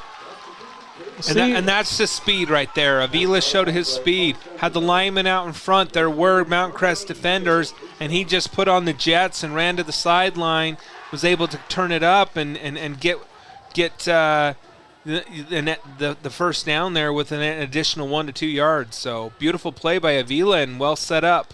That play worked earlier for about 15 yards or so, and they get 10 there from Avila. Now jet sweep. Trey Covington going around the right end, finding some room, nearly broke one. Going to get 6 or 7. Yeah, shoestring tackled by Carter Egbert there. Other than that, it was really, that was open.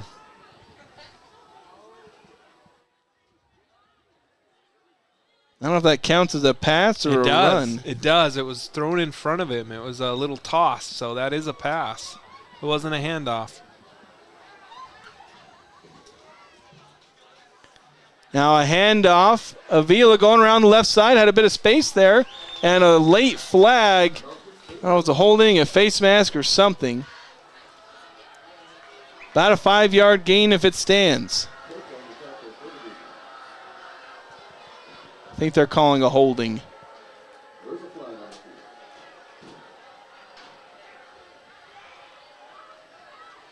So we're going to wait what the referee says, but yeah, they're going to walk this back Logan's direction. It is a holding. I don't know if they give him a first down because he gained the yardage, but they pull it back. I don't know how that works. I think they're just wiping it away and putting him back, so it's 2nd and 10 instead of the 2nd and 4 they just had. Favero to throw, trying to find the sideline. He's got his man caught. Ball. Gets the foot inbound. Well thrown, well caught. Nate McAllister. Beautiful, beautiful ball there. Give him an 8-yard gain. It'll make it 3rd and 2, so right about back where they were.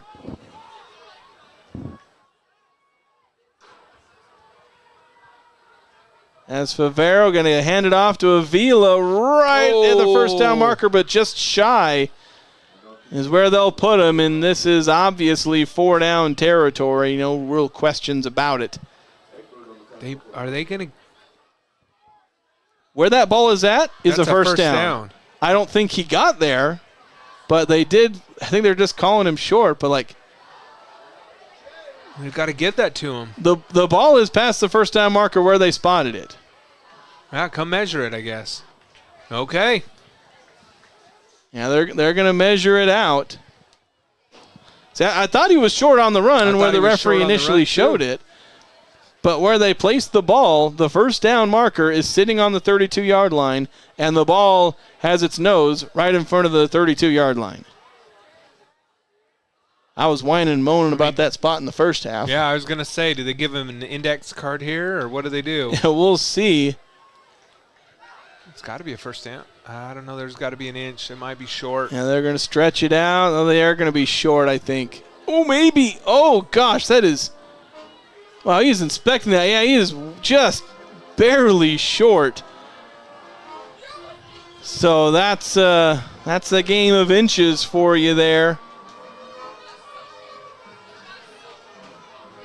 And so that'll set up 4th down and,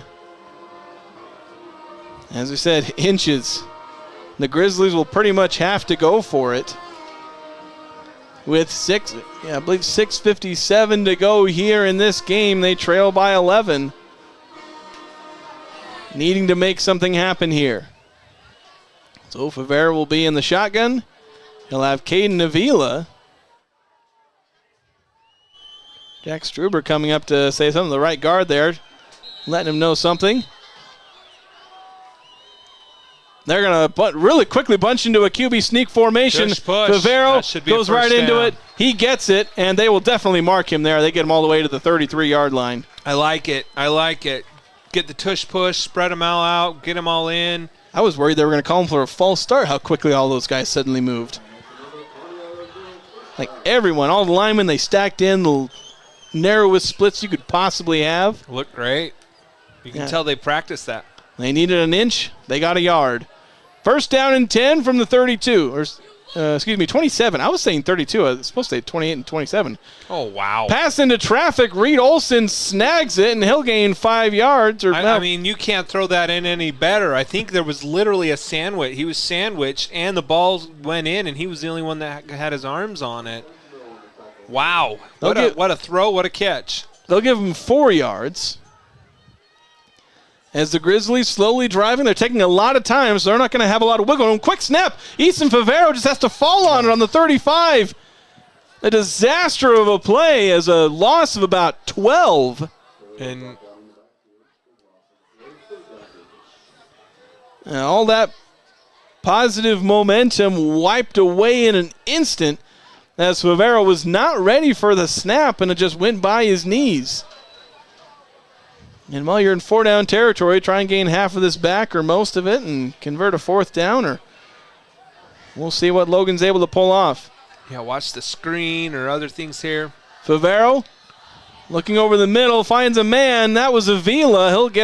He'll fall over the 30-yard line, and that'll set up 4th down and about 12. Yeah, your kicker doesn't have this leg right here. You've got to go for it. Pretty much no other choice, and the game basically going to come down to this. A 4th down and 12 from the 29-yard line.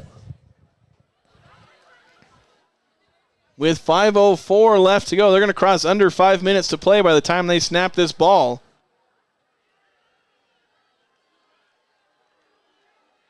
Favero takes a snap.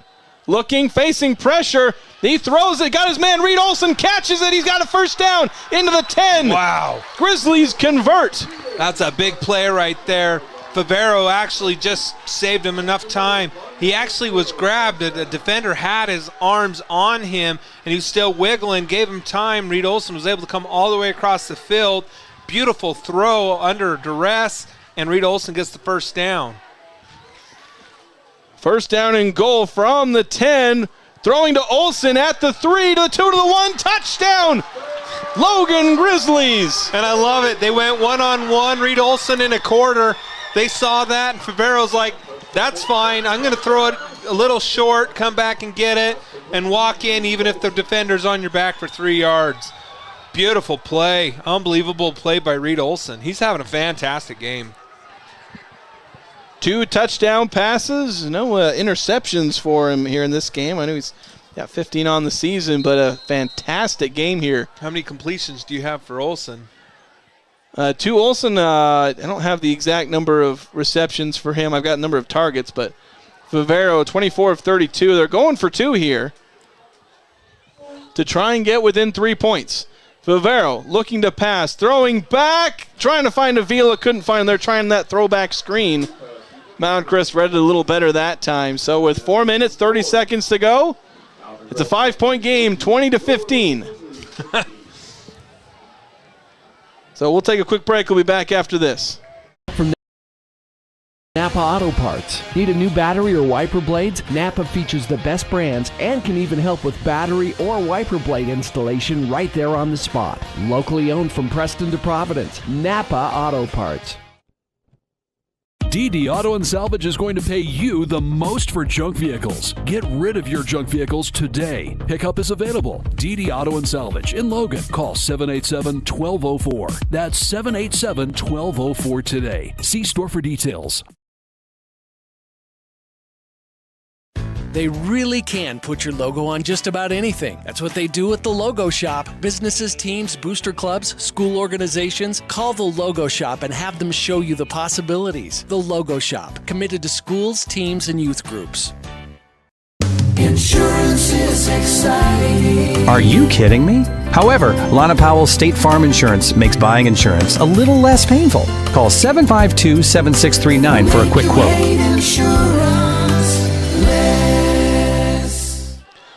All right, we're back here at Logan High School waiting the kickoff. Mountain Crest trying to anticipate maybe an onside, but the Grizzlies will not do that. They boot it through the end zone to land on the 1 yard line. Oh, it stays inbound on the 2 yard line. What a kick. Coffin corner kickoff. That ball bounced. I thought it was for sure a touchback. And it bounces on the 1, rolls back to the 2. That's fantastic. I mean, if you're Mountain Crest, you're like, okay, 4:30, we need about 3 first downs, but there's 3 timeouts left, so you're going into your 6-minute offense. And if you're Logan, you're thinking, we just need 1 stop. We've shown that we can move this ball, and so this is a big play. Mountain Crest starting from the 3 yard line. It just depends what running team comes out for Mountain Crest. Is it the team that started in the 4th quarter or the rest of the 3? Yeah, the Grizzlies gave up a lot of running yards in the last couple of drives, needing to get some kind of stop here. Handoff to Aaron Bell. Gaining about 3, so a decent start there for the Mustangs. Big hit by the safety there. Oh, you need 4 yards. Yeah, I think that was Peters there. Beautiful hit. So the Grizzlies, they cannot be allowing these 4 or 5 yard gains. They need to be getting a bit more, stopping them. I mean, Logan before was stopping them with their front 4. Now, Arabelle's he's getting into that second level where the safeties and the linebackers are, and he's able to run through some of those tackles. They've got the lead blocked. They've been going with these 2 running back shotgun sets. Get an extra runner. Arabelle going to the outside. Got a bit of room to run there. Going to get near the first down. You may have it, but he's going to be close. I think they might be marking him a yard short there, so we'll call it a gain of 5. The Sticks thought about moving for a second there. I think they're calling him barely short, 3rd and half a yard. And this is a big play because if you're Mountain Crest, you're thinking, sweet, the clock's rolling. We get a first down here. And a timeout, an injury for one of the Logan players. Yeah, cramp. I think that's knee, and he's been down. This is the second time he's been down. He's cramping up a little bit. What can a business technology partner do for you? All the office products you need and a great service team. You can learn more at lesolson.com. Les Olson IT can help you out. I think they gave him a first down. They moved the sticks. It's like initially they were showing 3rd and short, but they've since moved the sticks, ball on about the 12 or 13 yard line. Okay. That was it. They didn't even want to measure it. Yeah. First down. 3:19 to go here in the game. 20-15 the score here as the Mountain Crest Mustangs lead the Logan Grizzlies. The Grizzlies desperate for a stop. As the clock has now restarted, they're going to cross under 3 minutes to play. Gave up runs of 4 and 6 in the last couple of plays. As the Mustangs stacking the line, they've only got 2 wide receivers to either side. They're lining up in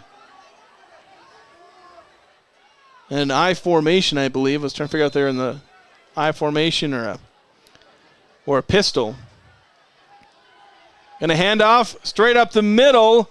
Short gain. And I'm probably calling a timeout there if I'm coach. Yeah, they are. Nate Butts calling a timeout, trying to preserve enough of this clock. This is where the Grizzlies must make their stand. And this is where the game comes down to almost. If you're Mountain Crest, you get this next first down, and the game is over.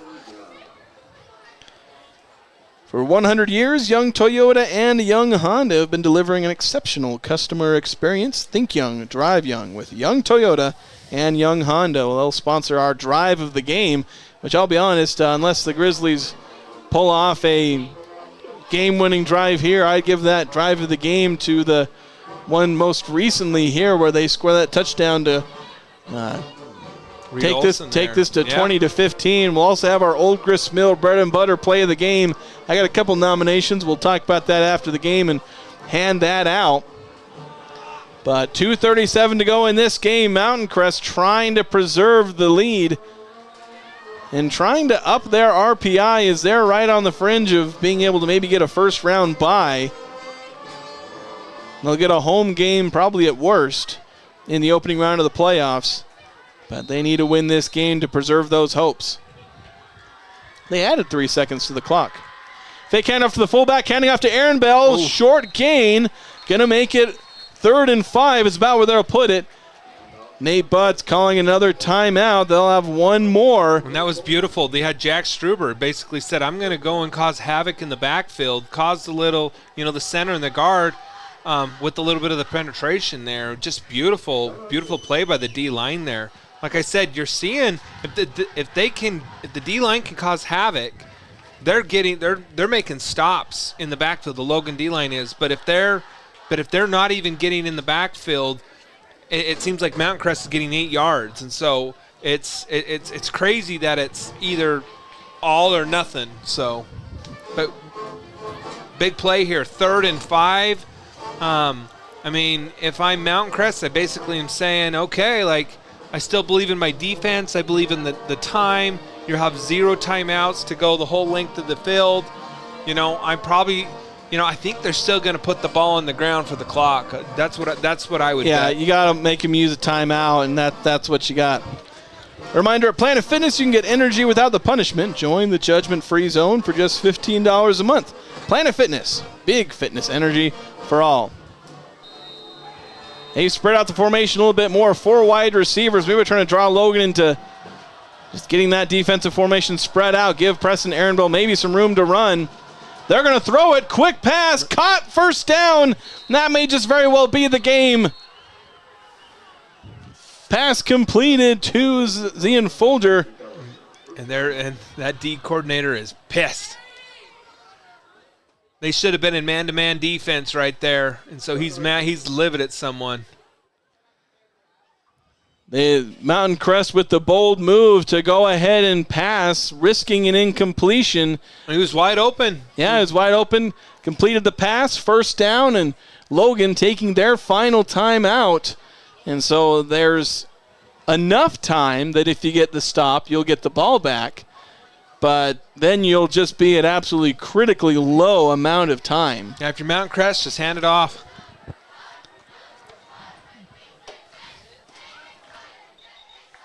Get one more first down after at least a couple of plays.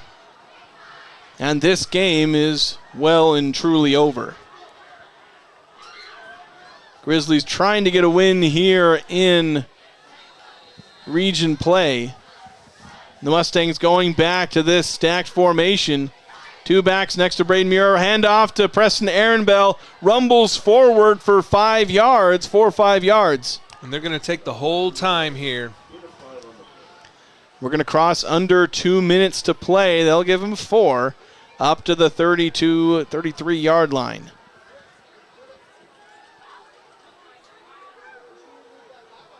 Just great time management for the Mustangs. They've not really been explosive at all in this second half, but they haven't needed to be. They've got it done when they need to get it done. They got the 1 touchdown to extend their lead and may very well have put the game out of reach of the Grizzlies. Now with 1:49 to go. Snap, handoff to Ehrenbell. Short gain. Beautiful tackle there. That's going to put the clock close to a minute to go on a 3rd and 4. That's Covington down at the bottom. Beautiful play by the sophomore. So here we go. 3rd down, 4 yards to go. The Grizzlies can force a stop and maybe have the ball with about 20 seconds to go if they get a stop here. So there is at least life in this game for the Grizzlies. They have to get a stop, though. Handoff up the middle. I think Olsen got around him and got a good tackle. There's the stop. Going to make it 4th and 3rd down. 4th and 3rd down. You're going to have like 13 seconds or something on this clock. We may see Mountain Crest just wait till the very end of this ticking clock because we're now under 40 seconds.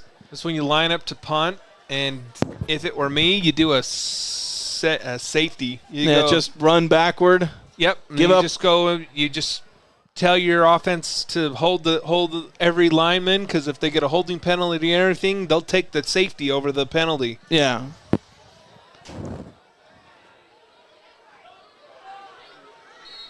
So they call a timeout. Well, the clock kept running. The clock is still running. They took 5 seconds off the clock. It's still they never stopped the clock. They've got to put more time on. There was 15 seconds on the clock.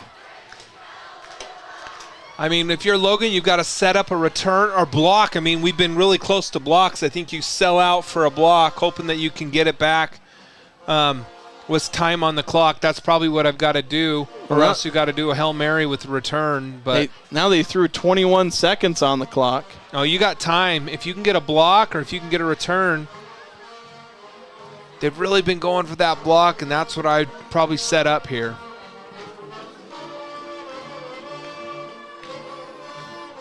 So they've got 16 seconds on the clock. Now they've adjusted the clock a couple of times. And we'll see what's in store. Punt team is out there. We will likely see just the all-out block. Sell out for a block That's your best bet here. But, of course, the Mustangs going to do their best to not allow that. They've got just about everyone on the line trying to keep this one from being blocked. Comes the snap. Here it is. It's high. It goes over the punter's head. He's going to try and pick it up. He's going to be downed. The ball is on the 6-yard line. Logan's going to take over with 10 seconds to go. They're saying they picked up the ball.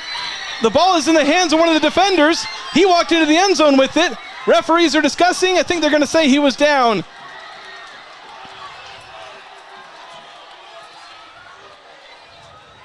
A critical mistake by the Mustangs gives Logan an opening. And there's the turnover right there. Key of the game. What team has the least turnovers, the most turnovers? That is a huge one right there. You are on the 5-yard line, the 6-yard line with 10 seconds. You arguably have 2 plays. 3 if you're really quick about it. No timeouts, so you can't try to throw it under, because then you got either 2 big passes or, potentially one up the middle, but this is a 5-point game here. Touchdown essentially wins the game. Well, you obviously can't afford any kind of sack or play that is short of the end zone.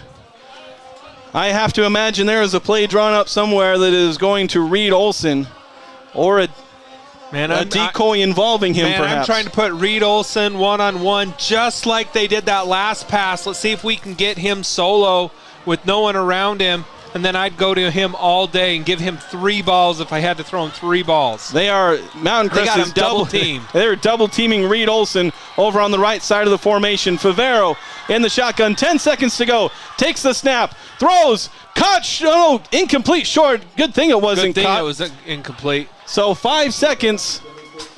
This will likely be the last play of the game. A touchdown wins it for the Grizzlies. A stop wins it for the Mustangs. 2nd down and goal from the 6-yard line. If you do a quick fade, you might be able to get another play in. Reed Olson again double teamed. They got 3 defenders guarding 2 wide receivers on that right side. Caden Avila motions to the left. Favero back to pass, throwing, caught. Nate McAllister right on the goal line. They're calling him short.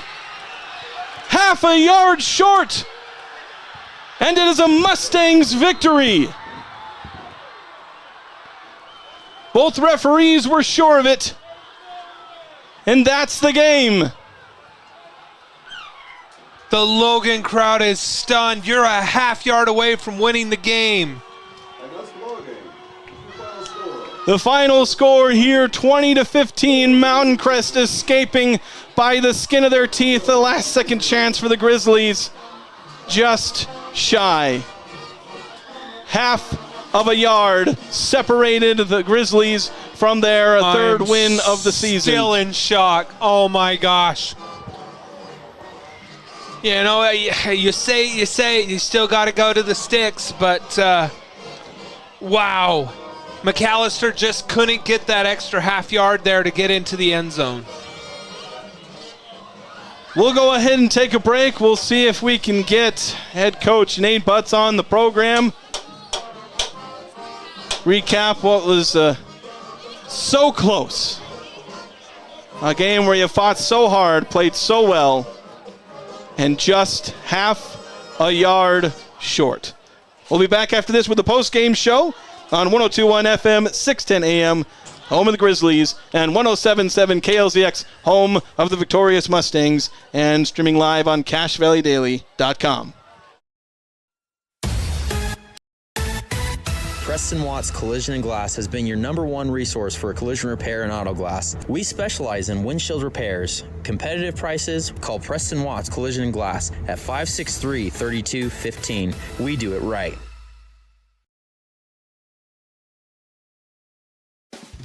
Make it 3 years in a row. Advanced Heating and AC is honored to be Best of Northern Utah Gold Medalist. Thank you for your support and vote of confidence in their company. Advanced Heating and AC online at advancedheating-ac.com. When your car isn't working right, you just need someone who can help make your life a little easier. Cache Valley Auto Care can. Hear what people are saying online. They'll always take the time to help you understand what they're doing to your car and go above and beyond to solve your issue. Cache Valley Auto Care. When a client walks into the office, I want them to feel like they have a team that is full-time working for them. We really start from the ground up, setting our goals, understanding your situation, and then building the plan to maximize that quality of life. Visit Adams Wealth Advisors. An auto policy from State Farm gets you collision coverage. Time to call my State Farm agent and see if she can help me, because I hit a car. Hi, I'm Lana Powell, your local State Farm agent. Call 752-7639. State Farm's got me.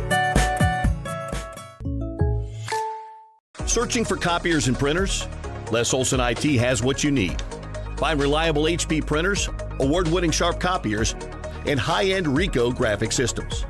Les Olson IT. Old Gristmill on South Main Logan, 4th North Logan, and now Smithfield offer Cache Valley that famous lunch special and natural bread baked the right way. Get your made-to-order lunch or baked goods at Cache Valley's Best of Northern Utah gold-winning bakery. The Old Gristmill, here for you. At Planet Fitness, you'll get energy without the judgment. Hi, can you help me with this? This is better. Join the judgment-free zone today for $15 a month. Planet Fitness, big fitness energy for all. From what's happening in local political elections, to breaking news, to photo galleries and replays of the latest games. If it's happening in our community, it's on CacheValleyDaily.com and the Cache Valley Daily app. Local, relevant news on CacheValleyDaily.com. Keep your car running its best with help from Napa Auto Parts. Need a new battery or wiper blades? Napa features the best brands and can even help with battery or wiper blade installation right there on the spot. Locally owned from Preston to Providence. Napa Auto Parts. DD Auto and Salvage is going to pay you the most for junk vehicles. Get rid of your junk vehicles today. Pickup is available. DD Auto and Salvage in Logan. Call 787-1204. That's 787-1204 today. See store for details. They really can put your logo on just about anything. That's what they do at the Logo Shop. Businesses, teams, booster clubs, school organizations. Call the Logo Shop and have them show you the possibilities. The Logo Shop, committed to schools, teams, and youth groups.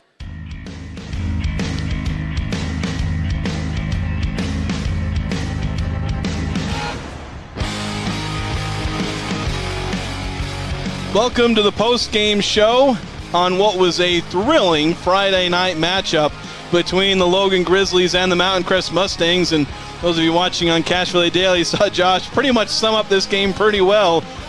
Half an inch, he mentioned Kevin Dyson, Mike Jones, the tackle on Kevin Dyson, and that brought an immediate thought to mind as this game came down to that inch or half yard or however short it was. Grizzlies had a chance. They had the ball 10 seconds left on a snap over the head. They didn't look like they were going to get any chance. Suddenly, ball on the 6, 10 seconds, got 2 plays, one completion to the half-yard line. Nate McAllister just inches away from glory. And this game ends in a 20-15 victory for Mountain Crest. They put themselves in a tough situation, but they got themselves out of it.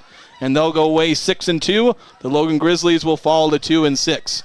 So just there's hardly words for a game like this. Disappointment for the Grizzlies and relief, complete relief for the Mustangs. And these games hurt if you're Logan, but you're so excited. And what a game for Logan. I mean, they probably were expected to be blown out. They come in. Favero does not turn the ball over. And with that, they got a little bit of running here. Amazing game by Reed Olson, and they made it a game. I mean, you're inches away on a few different plays there if you're Logan of winning this game. So we got a few superlatives to hand out. First off, the Old Grist Mill bread and butter play of the game.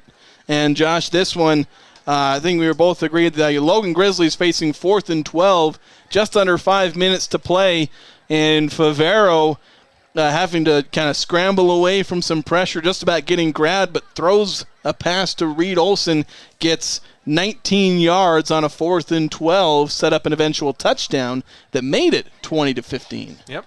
So big play there for the Grizzlies. That's the Old Grist Mill bread and butter play of the game. We kind of mentioned the young Toyota, young Honda drive of the game. That was that drive that had the 19-yard pass on 4th and 12. That sets up the 20-15 score. And then, of course, our Napa Auto Parts best part of the game, really for both teams. I mean, for the Grizzlies, I believe you were. I'd say the D line for the Grizzlies. I mean, Mountain Crest coming in with this big back, thinking he's going to run all over everything, and other than one possession, the D line held him in queue, gave him a chance to win. Yeah, a guy who often regularly puts up 100-yard games. He did get the 100 yards, but really. It was basically 3 big long runs on that one. Yeah, he got 50 yards on 3 runs. Yeah, so other than those specific ones, they did a pretty good job there. And then best part of the game for Mountain Crest. Yeah, for Mountain Crest, kind of their. You think you were saying clock management? Clock management. I mean, this whole second half was we're gonna try to pound it. We're gonna try to pound it, and so. We've got Coach coming in right now. Yeah, let's get the mic set up here. As we accidentally turned the music on. Nope, turn it on again. Got the cord sitting over there. So let's get Coach on here. Oh, do we have an extra headset? Oh no, that was yours. I was like, where'd that come from? All right, let's get this all set up here. We'll hand this off to.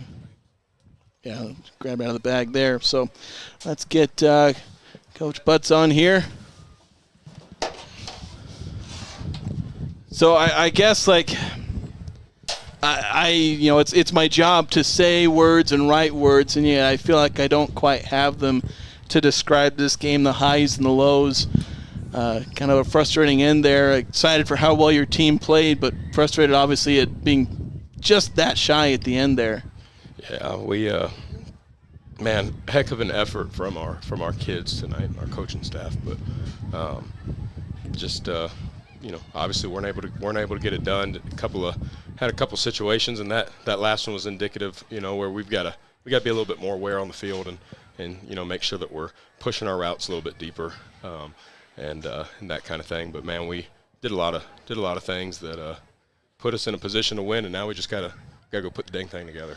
Yeah, you talk about putting this together. You had a lot of games where you play well and you kind of shoot yourself in the foot with turnovers, but I don't know if you count the turnovers on downs as actual turnovers, but aside from that, no fumbles, no interceptions. Almost you're pretty much perfect in that regard. Yeah, played a really clean game. Had just a couple of penalties, and then no turnovers. So really proud of that, and that's obviously you guys have.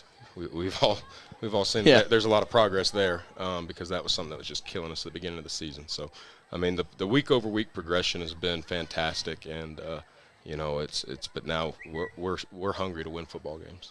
Yeah, and certainly just how much of that you talk about being hungry for games or for wins, you got multiple fake kick attempts there, going for 2 on a couple of occasions. Obviously, the occasion was better to go for 2 on both of those, but just you're pretty much throwing the kitchen sink here, trying to get a win for these guys that are fighting so hard. Yeah, that's what we want the kids to know is every single week our mission is to go win a football game. It doesn't matter who we're playing, and we're going to throw all of our cards on the table every chance we get. And if we run through every single fake kick and 2-point play. And every single pressure that we have on defense, then it's our job as coaches to meet on the weekends, scheme up better things for next week, and be able to do the same thing next Friday. Hey, Coach, you've got some sophomores that have grown up. You're seeing some of these. Today was one of the days. Favero having no turnovers. You're playing with your backfield as all your sophomores, and your secondary is sophomores. Just amazing growth there, and credit to you and your coaching. But my question that I always love asking you is, who do we need to recognize this game that we maybe not have seen on film? Yeah, well, obviously we've seen this guy on film, and you just mentioned him. Easton Favero is my player of the game. What a growth! It's just been incredible growth from him from week 1 to now in week 8. I was so impressed by the way that he commanded the offense tonight. He stayed calm. Every time that he made a mistake, there was never a moment of panic. He came to the sideline, accepted his coaching, and got his offense ready to go back out on the field. Can't even tell you how proud I am of him. I mean, just the way that he has grown up so fast at 15 years old, to lead an offense and 4A football in Utah, which is, I've coached in a few different places. It's one of the toughest classifications in the country, top to bottom. And I'm just so impressed with him. All right, that's just one more, I guess. What's the biggest key for you? You got, I think, 2 more games, Cedar and Bear River.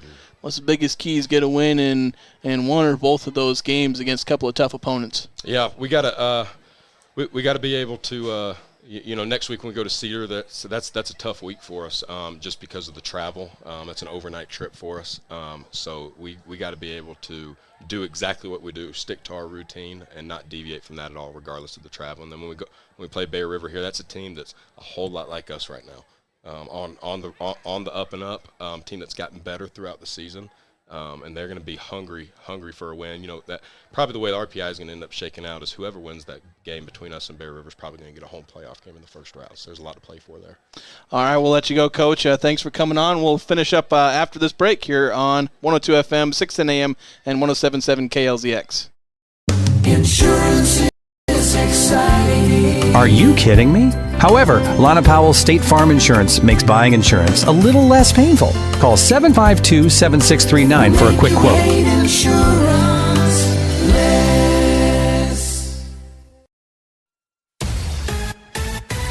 Preston Watts Collision and Glass has been your #1 resource for collision repair and auto glass. We specialize in windshield repairs. Competitive prices, call Preston Watts Collision and Glass at 563-3215. We do it right.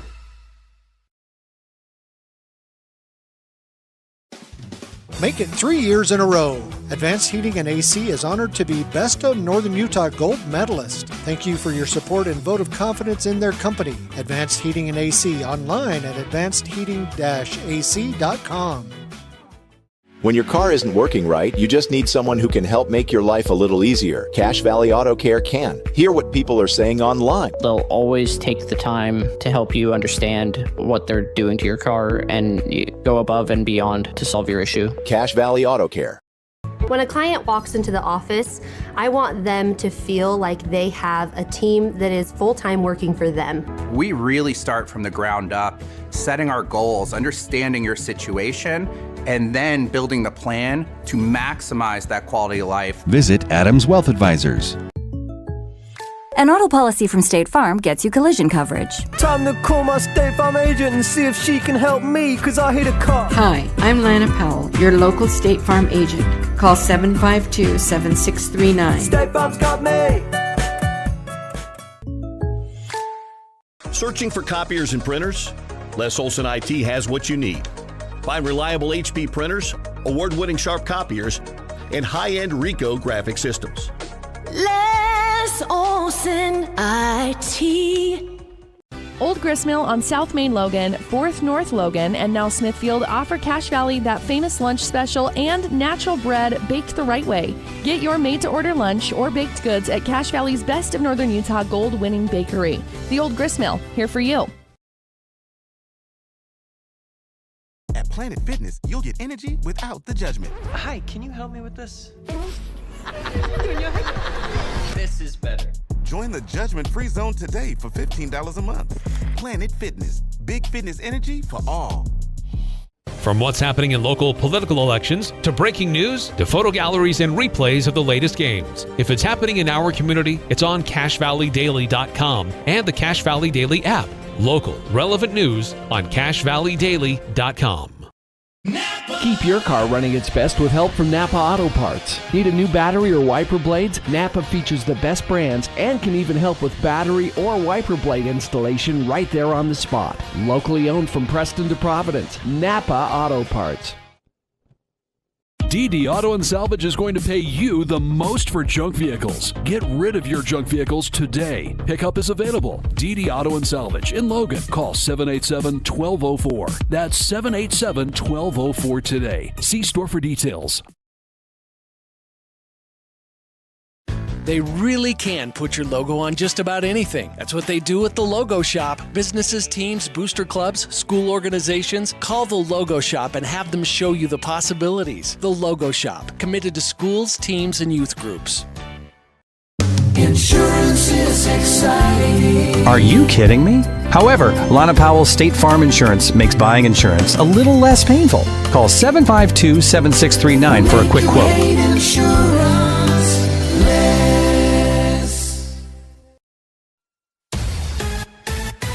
Crest & Watts Collision and Glass has been your #1 resource for collision repair and auto glass. We specialize in windshield repairs. Competitive prices, call Crest & Watts Collision and Glass at 563-3215. We do it right.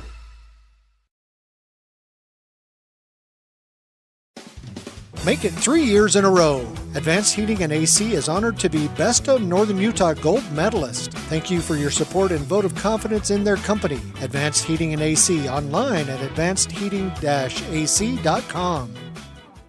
When your car isn't working right, you just need someone who can help make your life a little easier. Cache Valley Auto Care can. Hear what people are saying online. They'll always take the time to help you understand what they're doing to your car and go above and beyond to solve your issue. Cache Valley Auto Care.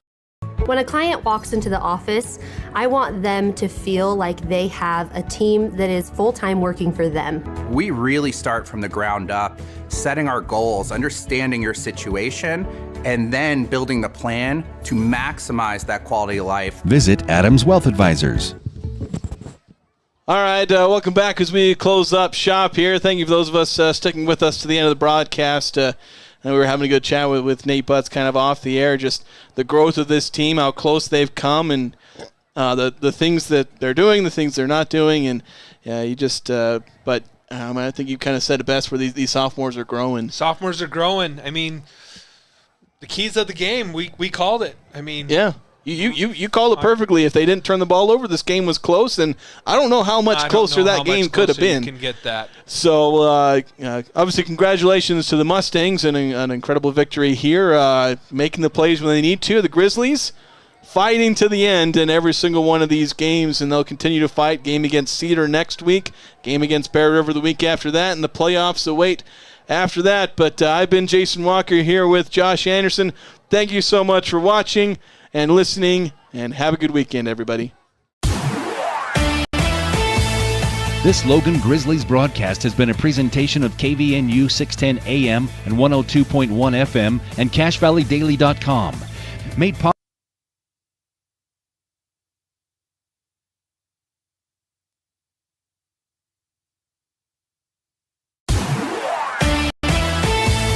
This Logan Grizzlies broadcast has been a presentation of KVNU 610 AM and 102.1 FM and CacheValleyDaily.com.